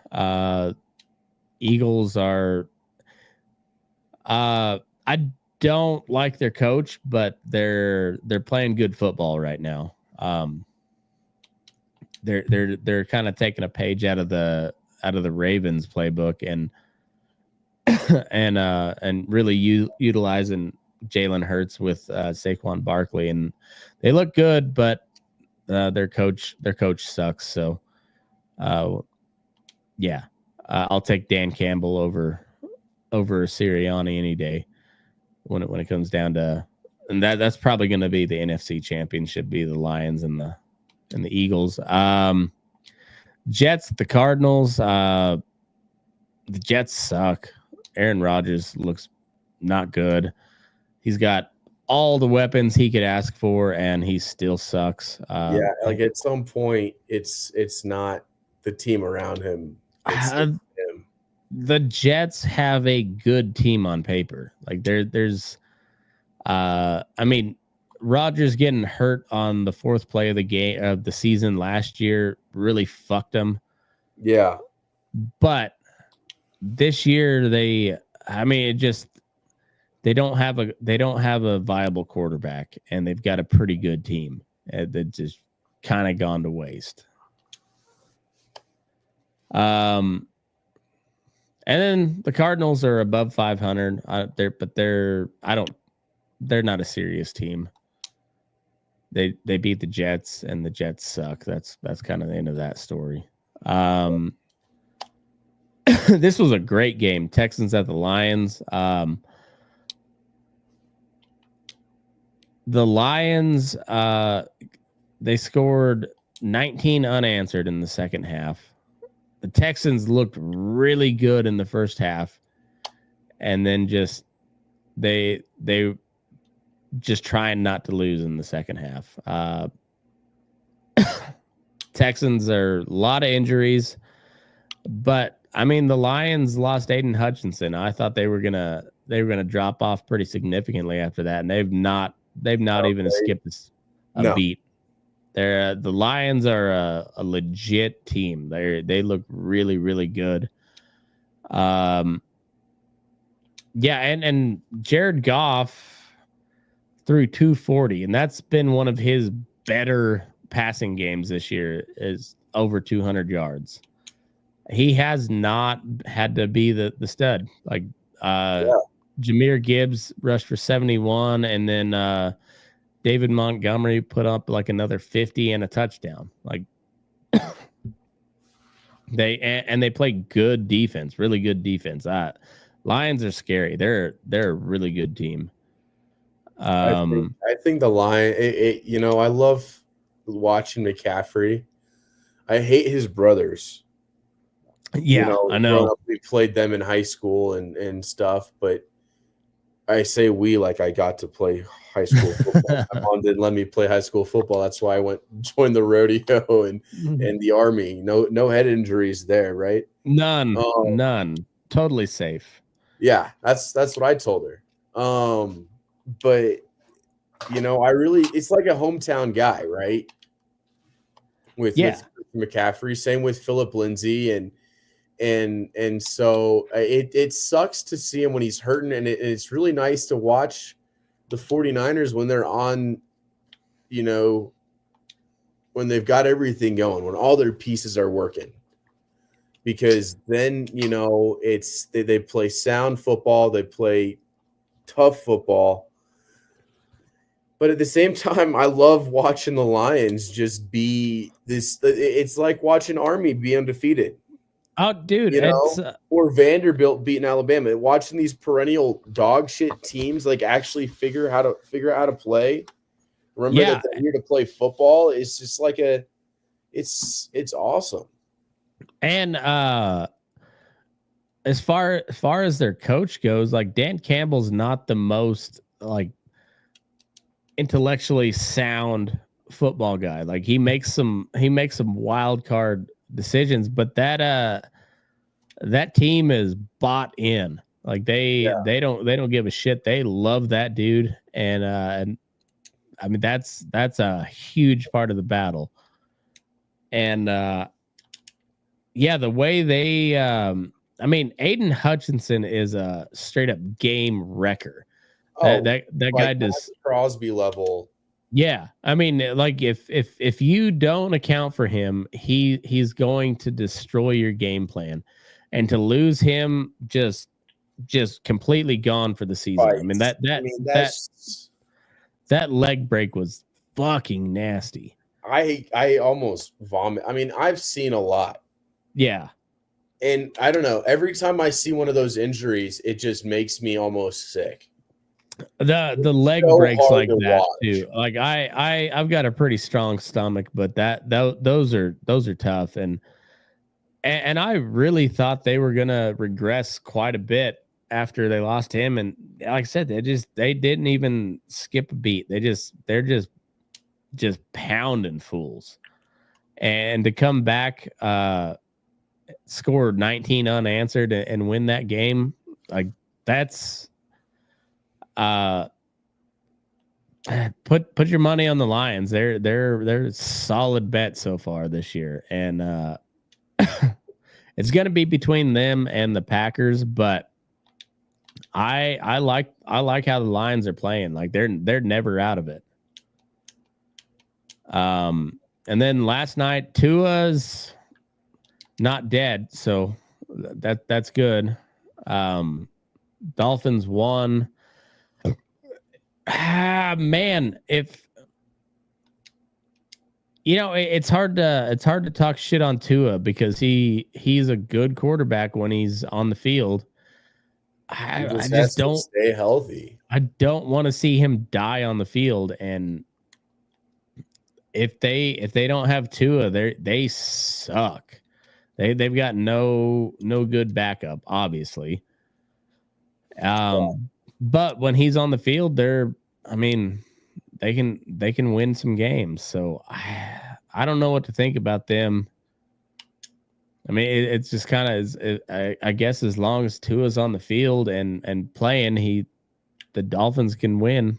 But they should maybe do what the Packers did with Jordan Love. Maybe they draft their guy this year. Yeah, it'd be Mike smart. Wright, unfortunately, they don't have a Ryan Fitzpatrick in their back pocket anymore. Mm-mm. They don't have a guy that you can come in and be like, somehow is going to pull some rabbit out of a hat, Tyrone Huntley and Skylar Thompson did not cut it. No. So get somebody, maybe you don't need, the Dylan Gabriel, but you might want to look at, someone like Jackson Dart's going to go in the top. Quinn Ewers is going to go in the top, but I mean, you get someone. Find somebody in the second, third round for sure. Yeah, just someone who like Dylan Pavia, or it's not Diego Pavia.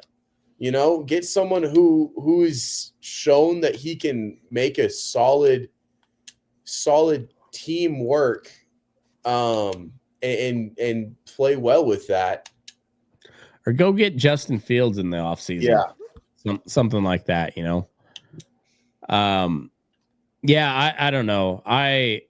Tua's good when he's on the field, but man, he does not know how to take a hit. He doesn't know how to take a fall. You can't lead with your head when you're quarterback in the NFL. All right, so Thursday we got Commanders at the Eagles. This is a good game. Spreads Philly minus 3.5, over under at 48.5. I kind of like Washington to cover. I'd take Washington to cover too. I kind of like him to win, but in Philly, it's. I mean, I don't like him enough to put money on it, but I like, especially at 3.5. If it's at 3, I probably would. I'd do it in a teaser. I wouldn't bet it straight up, but 3.5. I like Washington. Yeah, I'm going to tell you who's going to win and who's going to play well. You're going to tell people what to bet because, again, I've got no idea. We got Broncos winning the Super Bowl, Wyoming making the college football playoff. And if you guys had bets on my takes, I apologize, but I thought I gave the disclaimer that I don't know what the fuck I'm talking about when it comes to putting money on the line. So, well, you do know college football. I know ball, but I don't know. But you're also the biggest homer I think I've ever met, and I love that part. That I love the homer takes because when they come true, they sound genius as fuck. Alabama is losing to Vanderbilt. Who's gonna take that? I should have. But it was games like that made me listen up a little more carefully, and I've won some money. I've also lost some money because of your picks, but I will say Vanderbilt over Alabama, and not just taking that as to be a contrarian with an actual reason behind it. All right. You know, you gotta give credit to my girlfriend. She sacrificed her Saturdays since August. All right, I do a lot of research. I'm just watching college football all day. I'm going through and reading the recaps. I'm looking at the stats, and some of these teams you can definitely see where they are going to shine. Teams like Ole Miss. To be completely honest, if Georgia hadn't lost to Alabama the way they did, I don't think I would have picked Ole Miss. But because of Ole Miss and their offense and the way their defense has been playing, Georgia against Kentucky played everything. You gotta look at everything, and then you got to think about it. But then you're like, Wyoming is going to win. I don't do any research for that. I just know it in my soul, in my heart of hearts. I think Bobby said something like God gave him a vision. God gave me a vision, and that was that Wyoming is going to win college football playoff. And they're going. You heard it here. Eric Winkler is the Joseph Smith of college football. Yeah, I will lead. I'm going to lead the Wyoming Cowboys to the promised land. That's right. Put me in at head coach. I might actually make some good calls. There you go. Some of this is just frustrating. Packers at the Bears, 6.5-point dog for the Bears at home, over under at 40.5. I don't think Caleb Williams is going to be able to. I think that they're going to cover the spread, but it's going to be because of the Bears' run game. It's not going to be because of Caleb and Williams. Their defense. Yeah, their defense is pretty nasty, honestly. Yeah, I think which is kind of a Bears staple. Like they can't do shit on offense, but their defense will keep them in the game. Yeah, and I think that's at this point, Caleb Williams is a rookie. Mm-hmm. You can't be expecting him to be a game-wrecking quarterback. He's not Patrick Mahomes. No. All right, he's clearly not Patrick. He's got Mahomes. the arm of Russell Wilson, and that the deep ball and the play the inner what am I improvisation of Aaron Rodgers. But yeah, still at that point, Aaron Rodgers didn't have it together as a rookie. no. So give him some time, but it's and they got a dog shit offensive line. He got sacked nine times last game. It's so like watching Russell Wilson for the Broncos. Yeah, so and it's not even like it was Russell Wilson's fault. It's not his fault. He wouldn't be good if he had a good offensive line, but he doesn't, and he has no chance of being good with that line. Yeah. 6.5 is a lot of points in the NFL. Yeah. But I like the Packers here. The Packers have been playing really well. 26-20 or a 23-20 type game, I'd take that. I think that's going to be, they might have some good rushing yards, get a couple rushing touchdowns and a couple field goals to keep them in it. But I just don't see the Packers losing this. No, I don't see them running away with it either. It is a division rivalry. It is one of the biggest rivalries in football. It's in Chicago. That being said, the Packers have a good defense. The Bears are horrendous on offense. And the Packers have been playing pretty good on offense. So I like the Packers to cover, and I'm going to stay away from the over. I think that over is a trap because the under looks enticing, but I wouldn't be surprised at a blowout from the Packers here. It's a real possibility. I just don't know if Jordan Love's at that level yet where he's going to put together that complete of a game. It's that part's true. I'm not putting it so much on Jordan Love as the Packers are a pretty complete team, and the Bears are just not. They're awful. The defense for Chicago, I think, is what's given me kind of an issue there. That's true. And Jordan Love's coming off an injury, but he is coming off a bye week. So that is also very true. And Josh Jacobs is about as solid of a workhorse as you can get in the NFL. He's not having the year I thought he would have, but he's also taken like the traditional Green Bay role where we're gonna feed you the ball. 3.5 yards is great. If you get 6 yards of carry, fucking awesome. But 3.5 yards is what we want, and he's good for that. I don't know. Like I said, I don't like the total number over under. Seems like a trap. It should be under, but I don't know. The Packers have put up some points, so I got no faith in the Bears at all. Caleb Williams sucks, and he's got a lot of weapons to throw to, but he's got nobody in front of him. Yeah, and that's the thing with Russell Wilson. Now he had all these weapons and all these receivers, and he was and in part it's because he's not tall enough to see over the offensive line. But still not able to kind of have the time to make the right reads, get it out. So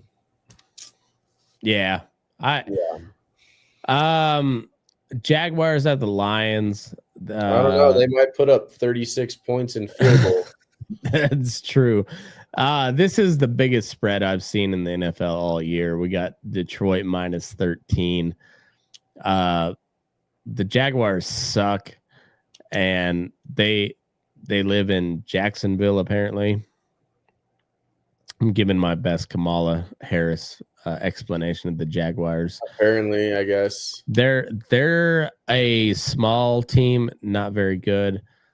The Lions are a good team, and so they should win by a lot. That being said, an excellent explanation of this. 13 points is a ton of points in the NFL. I'm going to stay away from that.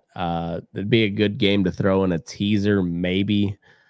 Over-unders at 47.5. The Lions could put that up by themselves. The over looks pretty decent, but 13 is a lot of points. Even if the Jaguars are terrible, it's the NFL. They could win this game. They're not going to, but they could. It's another instance like Caleb Williams where Trevor Lawrence has the weapons. He's got the talent. He just doesn't have the time. No, he's just Trevor Lawrence is a fraud. He's got all the talents, all the physical attributes, and he can't put it together. He's a fraud. Yeah, I mean, I hate agreeing with that because I really do like. I wanted him to be good, and I really would love it if the Jags, could put up some really solid points, but they're just not good. No. And they really, I mean, Blake Bortles with his magical 2018 run to the division or the conference title game was amazing. But I mean, when they first came out as an expansion franchise and they had Mark Brunell as quarterback, they could do something. They really were a team to be reckoned with Brunell. And then, yeah, there was a long stretch of nothing. Then Blake Bortles had that 1 year. And then Trevor Lawrence seemed like he was going to be like the next can't miss guy. And he's just not. He's been okay at times, but this year he's not been good at all. And just as a whole, he's been kind of meh. I don't know. For a guy that was supposed to be that good, he's not been. Mm-mm. He hasn't been set up for success either, but he's also just not played up to his abilities. So I like the over. I'm gonna stay away from that spread. 13's a lot. But that being said, the Lions should beat them by that much, but I wouldn't bet it. Yeah. Vikings at the Titans. This game sucks. Especially the way the Vikings have been playing lately. Spreads Minnesota -6, over under at 39.5. I'm staying all the way away from that game. I hate it. I hate it, honestly. I kind of hate this next game too. Raiders at the Dolphins. Oof. Raiders are 7.5 point favorites at home. 44.5 for the over. Yeah, the Dolphins should win that game by a lot, but I hate it. I'm not touching it. Rams Patriots. I'm not touching that one either. It's at the Patriots. Spreads -5. The Rams over unders at 44.5. Are you watching any of this game?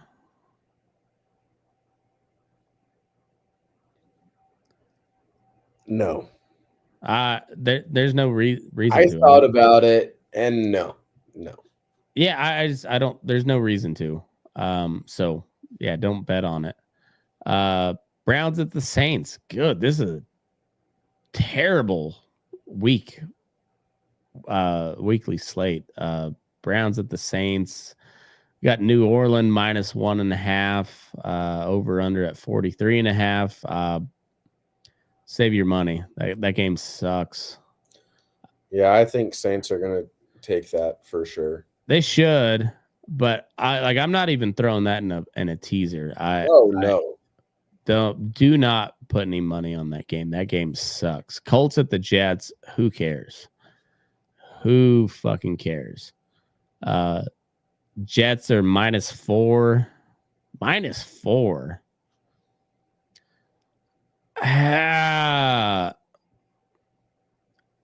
I like the Colts to cover that, but don't bet it. This game sucks. Over under at 43.5. I don't know why anybody thinks the Jets can win anything at this point. They suck. But so do the Colts, and they're still going to be rolling with Joe Flacco, right?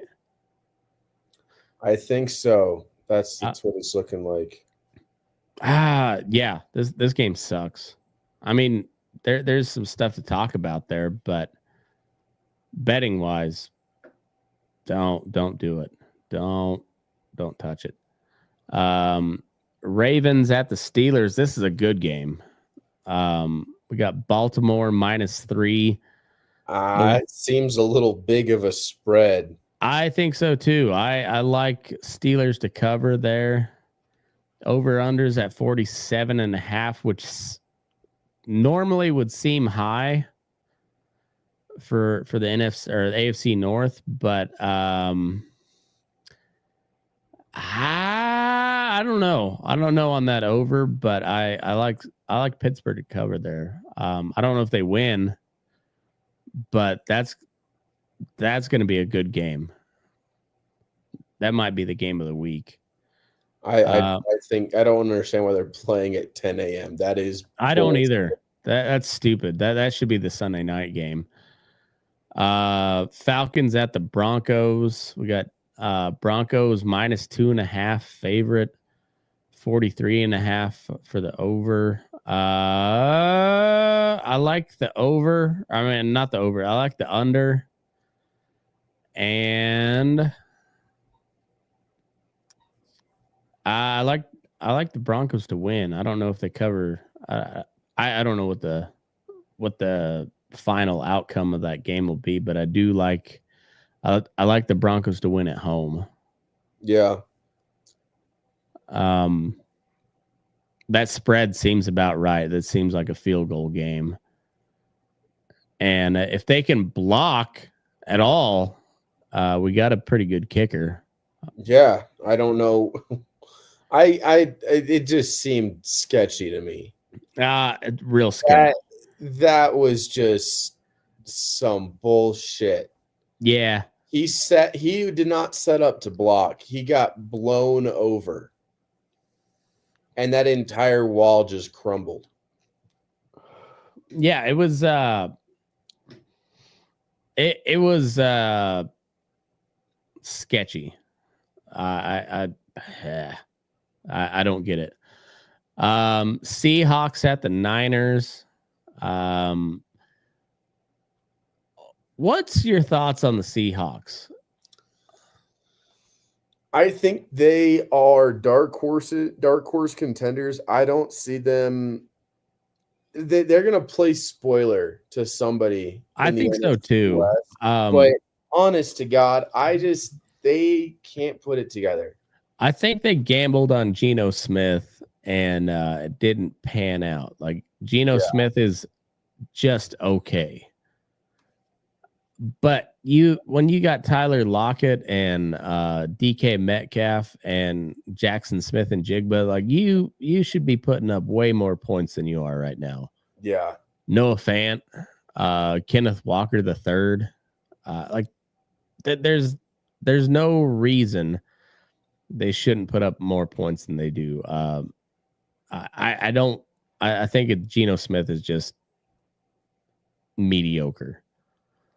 He had a good year a couple years ago, and that was his peak, obviously. I don't think you're going to get that same production from him. Yeah. But Niners are 6.5-point favorite, 49.5. I like Niners at home. I like the Seahawks to cover, though. That's probably a field goal game. Seahawks always play tough. The Niners tough. So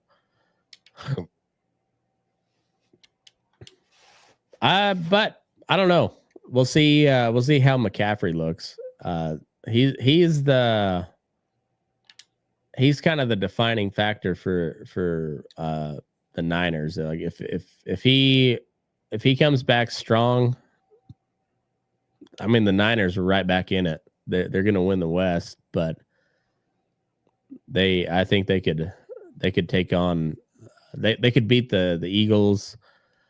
I don't know if they beat the Lions, but I think it puts them right back in that conversation for NFC Championship if McCaffrey's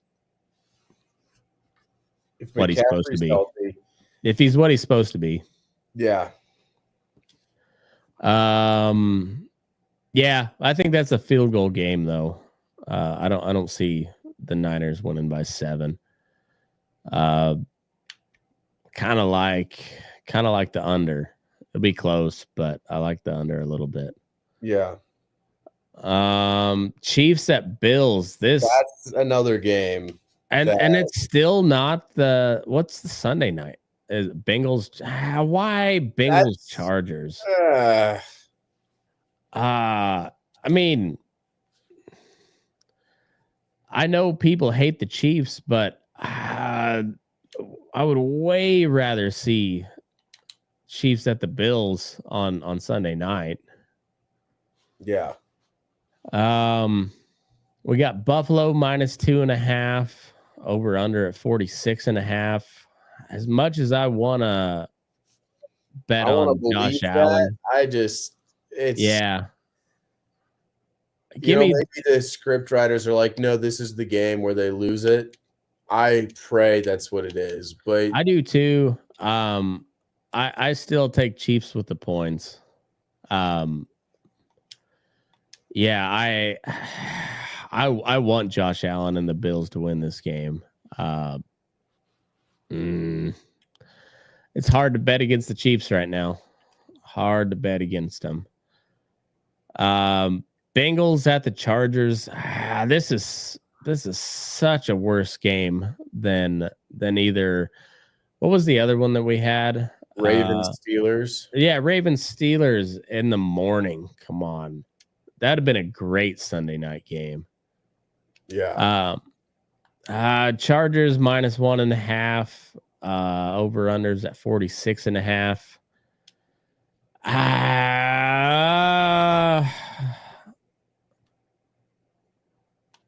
Give me the Chargers. Chargers in the under. This seems like a very boring game. Like yeah, I don't know. I think the Bengals are gonna win this. I could see it happening.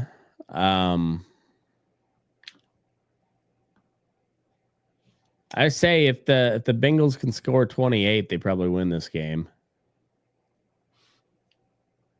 Chargers they got a decent offense, but the way Harbaugh runs shit over there, like they're not gonna come back from a big lead.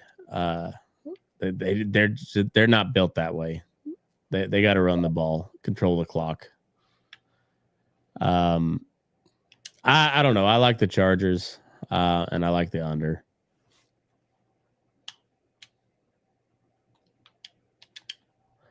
Monday night we got Texans at the Cowboys. Houston -7.5. Well, the Cowboys went from having a 16-game home winning streak to being winless at home this season. I don't see that changing. I don't either. I think the Texans are going to roll. 7.5's a lot of points, but the Cowboys are dead. I mean, they're on to Cooper Rush for their quarterback. Micah Parsons is back, but what kind of impact does he have on that? I don't think much. I like the Texans to win by 2 scores. And probably the under. This seems like a 21-3 game. Yeah, it kind of feels like the kind of game where the Texans aren't even going to start their starters. They're going to have the backup starting because they don't have to worry about it. They're going to have like a 10-0 lead in the second quarter and just hold it. Yeah, this is a bad, outside of the Ravens, Steelers, and the Chiefs, Bills, which are not even in prime time. The rest of this slate sucks. College football is going to be a lot more interesting, I think. How many weeks we got left before conference championships? 2 weeks? I think so, yeah. No, because conference champs are going to be the second week of December. Okay, so we got a month. All right, well, there's a lot of shit that could shake out in college football yet. Yeah. I mean, the NFL could get interesting, but I think we kind of see where everybody's at now, and it's real top heavy on both sides. You know, you got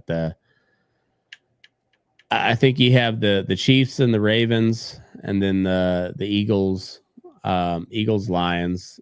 Dark horse would be the Texans and probably the Packers, I would say. Yeah. Outside of that, I don't know. There's not a ton of intrigue in the NFL right now, but there's so much in college football. I got pure pandemonium. I don't know what the fuck's going to happen, and I'm really intrigued to see, and then particularly when you get down to the conference championships, because the Big Ten and the SEC is kind of wide open. I mean, Oregon's got a clear run at the Big Ten championship, but everything else is kind of wide open. As much shit as we talked about Penn State, they could go on a run. Who knows? Indiana, who knows? I'm kind of rooting for Indiana. I don't know if it's going to happen, but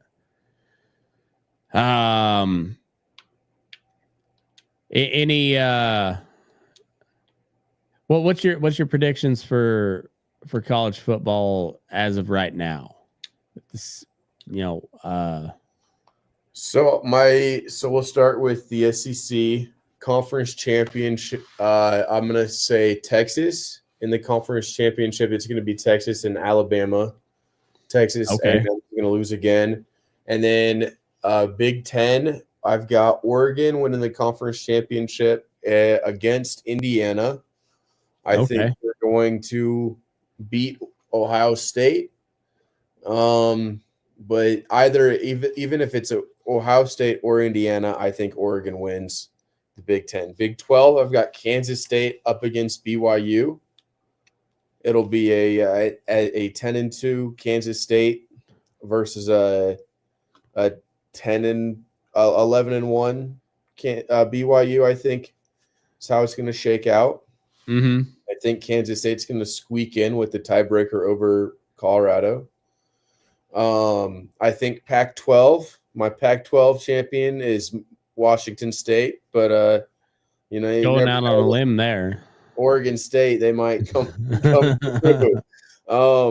And then ACC, I'm gonna have it's Miami and SMU, and I think I've got Miami winning that, but it's not going to be pretty. It's going to be ugly football. I like that prediction a lot, actually. I think Miami pulls it out, but yeah, it's not going to look good. It's not going to gain them a whole lot of. It's not going to lose them any ground, but it's not going to gain them any ground in the final. I think.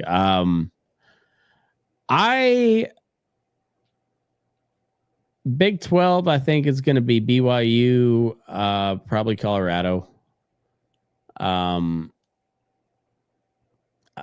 not sure how that would have to shake out. But that's kind of, I think BYU takes it. I don't know.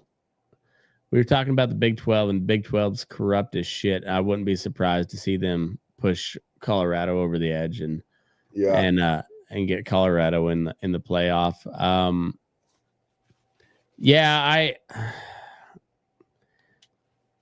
I think if it comes down to it, they're gonna take Dion over a bunch of Mormons. So give me Colorado for Big 12 championship against BYU. Colorado wins probably by a field goal. SEC,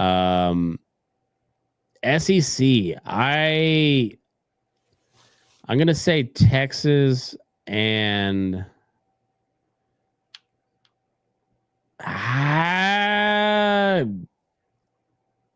give me Bama, Texas, Bama, and probably Bama to win it. Big Ten, I think you're right on Oregon. It doesn't matter if it's Indiana or Ohio State. I think Oregon wins that. ACC, I want to say SMU, but I don't think they do it. I think it's Miami. But I think that's a spot on call. I think that's going to be an ugly ACC championship. Boise wins the Mountain West, obviously, and then Washington State. As far as how it all lines up, I don't fucking know. I want to see Army win the American. I think if Army wins the American, I genuinely think so. Army in this scenario has to run the table. All right, they got it. They have to win against Notre Dame, and they have to win convincingly against Notre Dame, where they're playing against Notre Dame in Yankee Stadium. Oh, okay. Yeah, so there's another weird-ass field that they're going to be playing on. Huh. They're playing Notre Dame in Yankee Stadium, but they got to run the table, and they have to run the table big time. And then they hit Tulane in the conference championship, and I love Tulane, but they got to make Tulane look stupid. Yeah.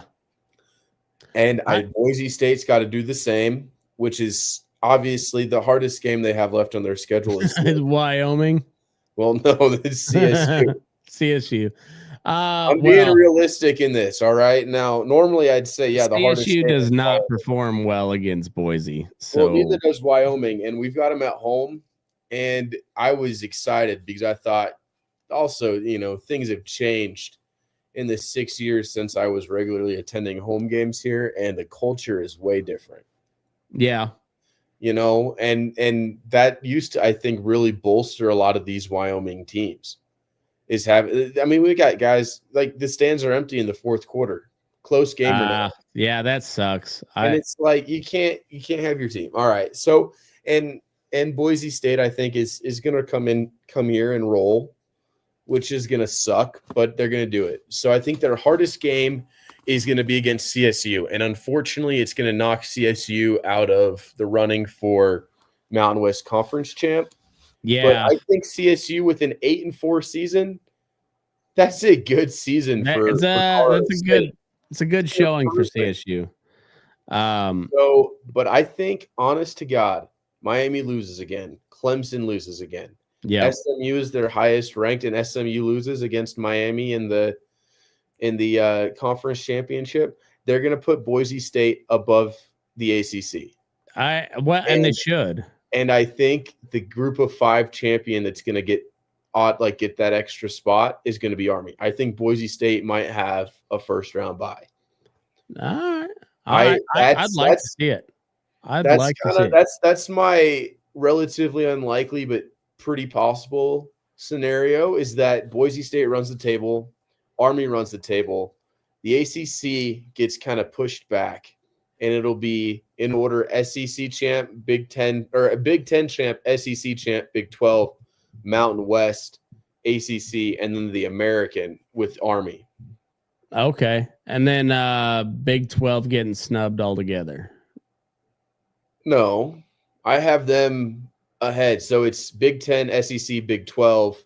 Okay. Mountain I West, got you. ACC, Yeah. But, I mean, I'd love to see it. You know, the last year the Mountain West is a decent conference. I mean, we've been perennially the best Group of 5 conference because of Boise State and because of Wyoming.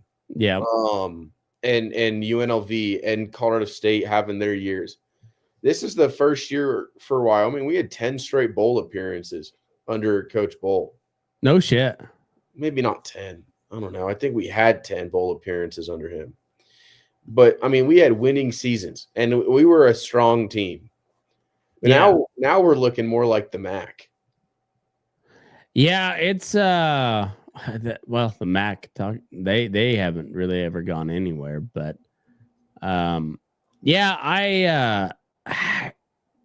pure chaos in college football, and whatever is going to be the craziest scenario for the SEC is what I'm hoping for. Whoever has to lose for that to happen, I'm game.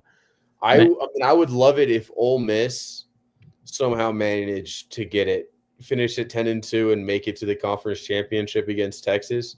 That would be wild. Oh, it'd be crazy, and it's completely doable. That's the crazy part. That's the crazy part. But I think we covered all the football. I think we got it. All the stuff that matters, anyways. Yeah. I mean, obviously, CSU's bringing home the gold, bringing home that bronze boot. But as far as the rest of the college football slate, I'm not sure, but Mike Tyson, Jake Paul, who you got? Mike Tyson. I put Mike Tyson to win by knockout. This is a televised pay-per-view murder. It's a sanctioned fight too, so I'm still not convinced that it's a real fight, and that's the only hang up I have on it. But if it's a real fight, give me Mike Tyson all day long. Yeah. I don't know why this is happening. I don't either. Don't understand it. Manny Pacquiao, Floyd Mayweather, I understand that one. Yeah, I don't. Jake Paul is, I think, honest to God, and I know I'm not, I going up against a professional boxer. It might take a lot to take me down, but that's just because I'm too stupid to fall over. But I, honest to God, think I could take Jake Paul down. Boxing. Yeah. Not grappling, not throwing any of the MMA stuff, all my little army, whatever things that I can do that help me beat wrestlers. No, I'm head-to-head boxing. I think I could take down Jake Paul. And that makes me kind of like pissed that it's even a fight that's happening.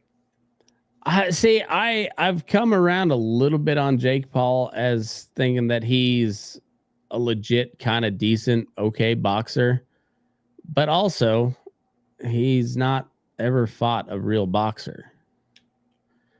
And now, you're like one of the most terrifying humans to have ever lived. Yeah.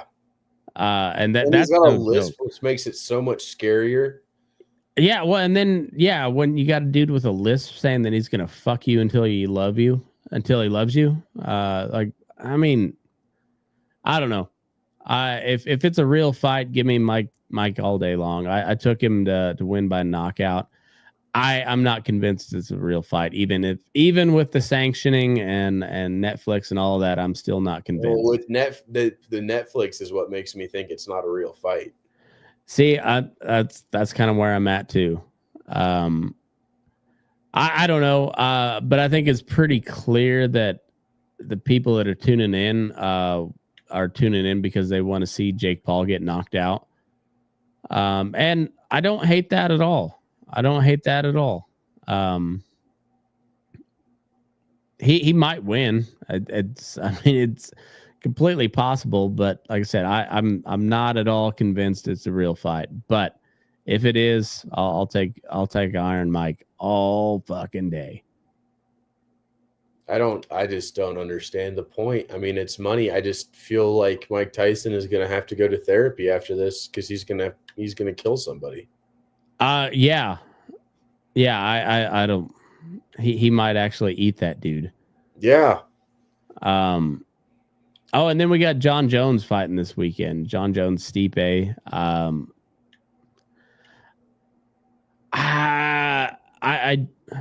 I like Stipe. I don't see him doing much against John Jones. Yeah.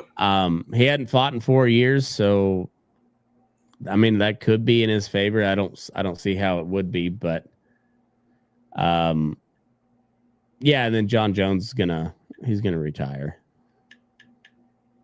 I think that's probably the best case scenario anyways. Yeah. I'd like Stipe to go out on top, but I don't think he's going to. I don't think it's going to happen. But I think that's all we got coming up. So tune back in next week. Go follow us on YouTube and all the social medias at Burnin Daylight Sports, and we'll see you back here next week. Hopefully Jake will be here, but from me and Eric, move your ass. We're Burnin Daylight. All right, we're out.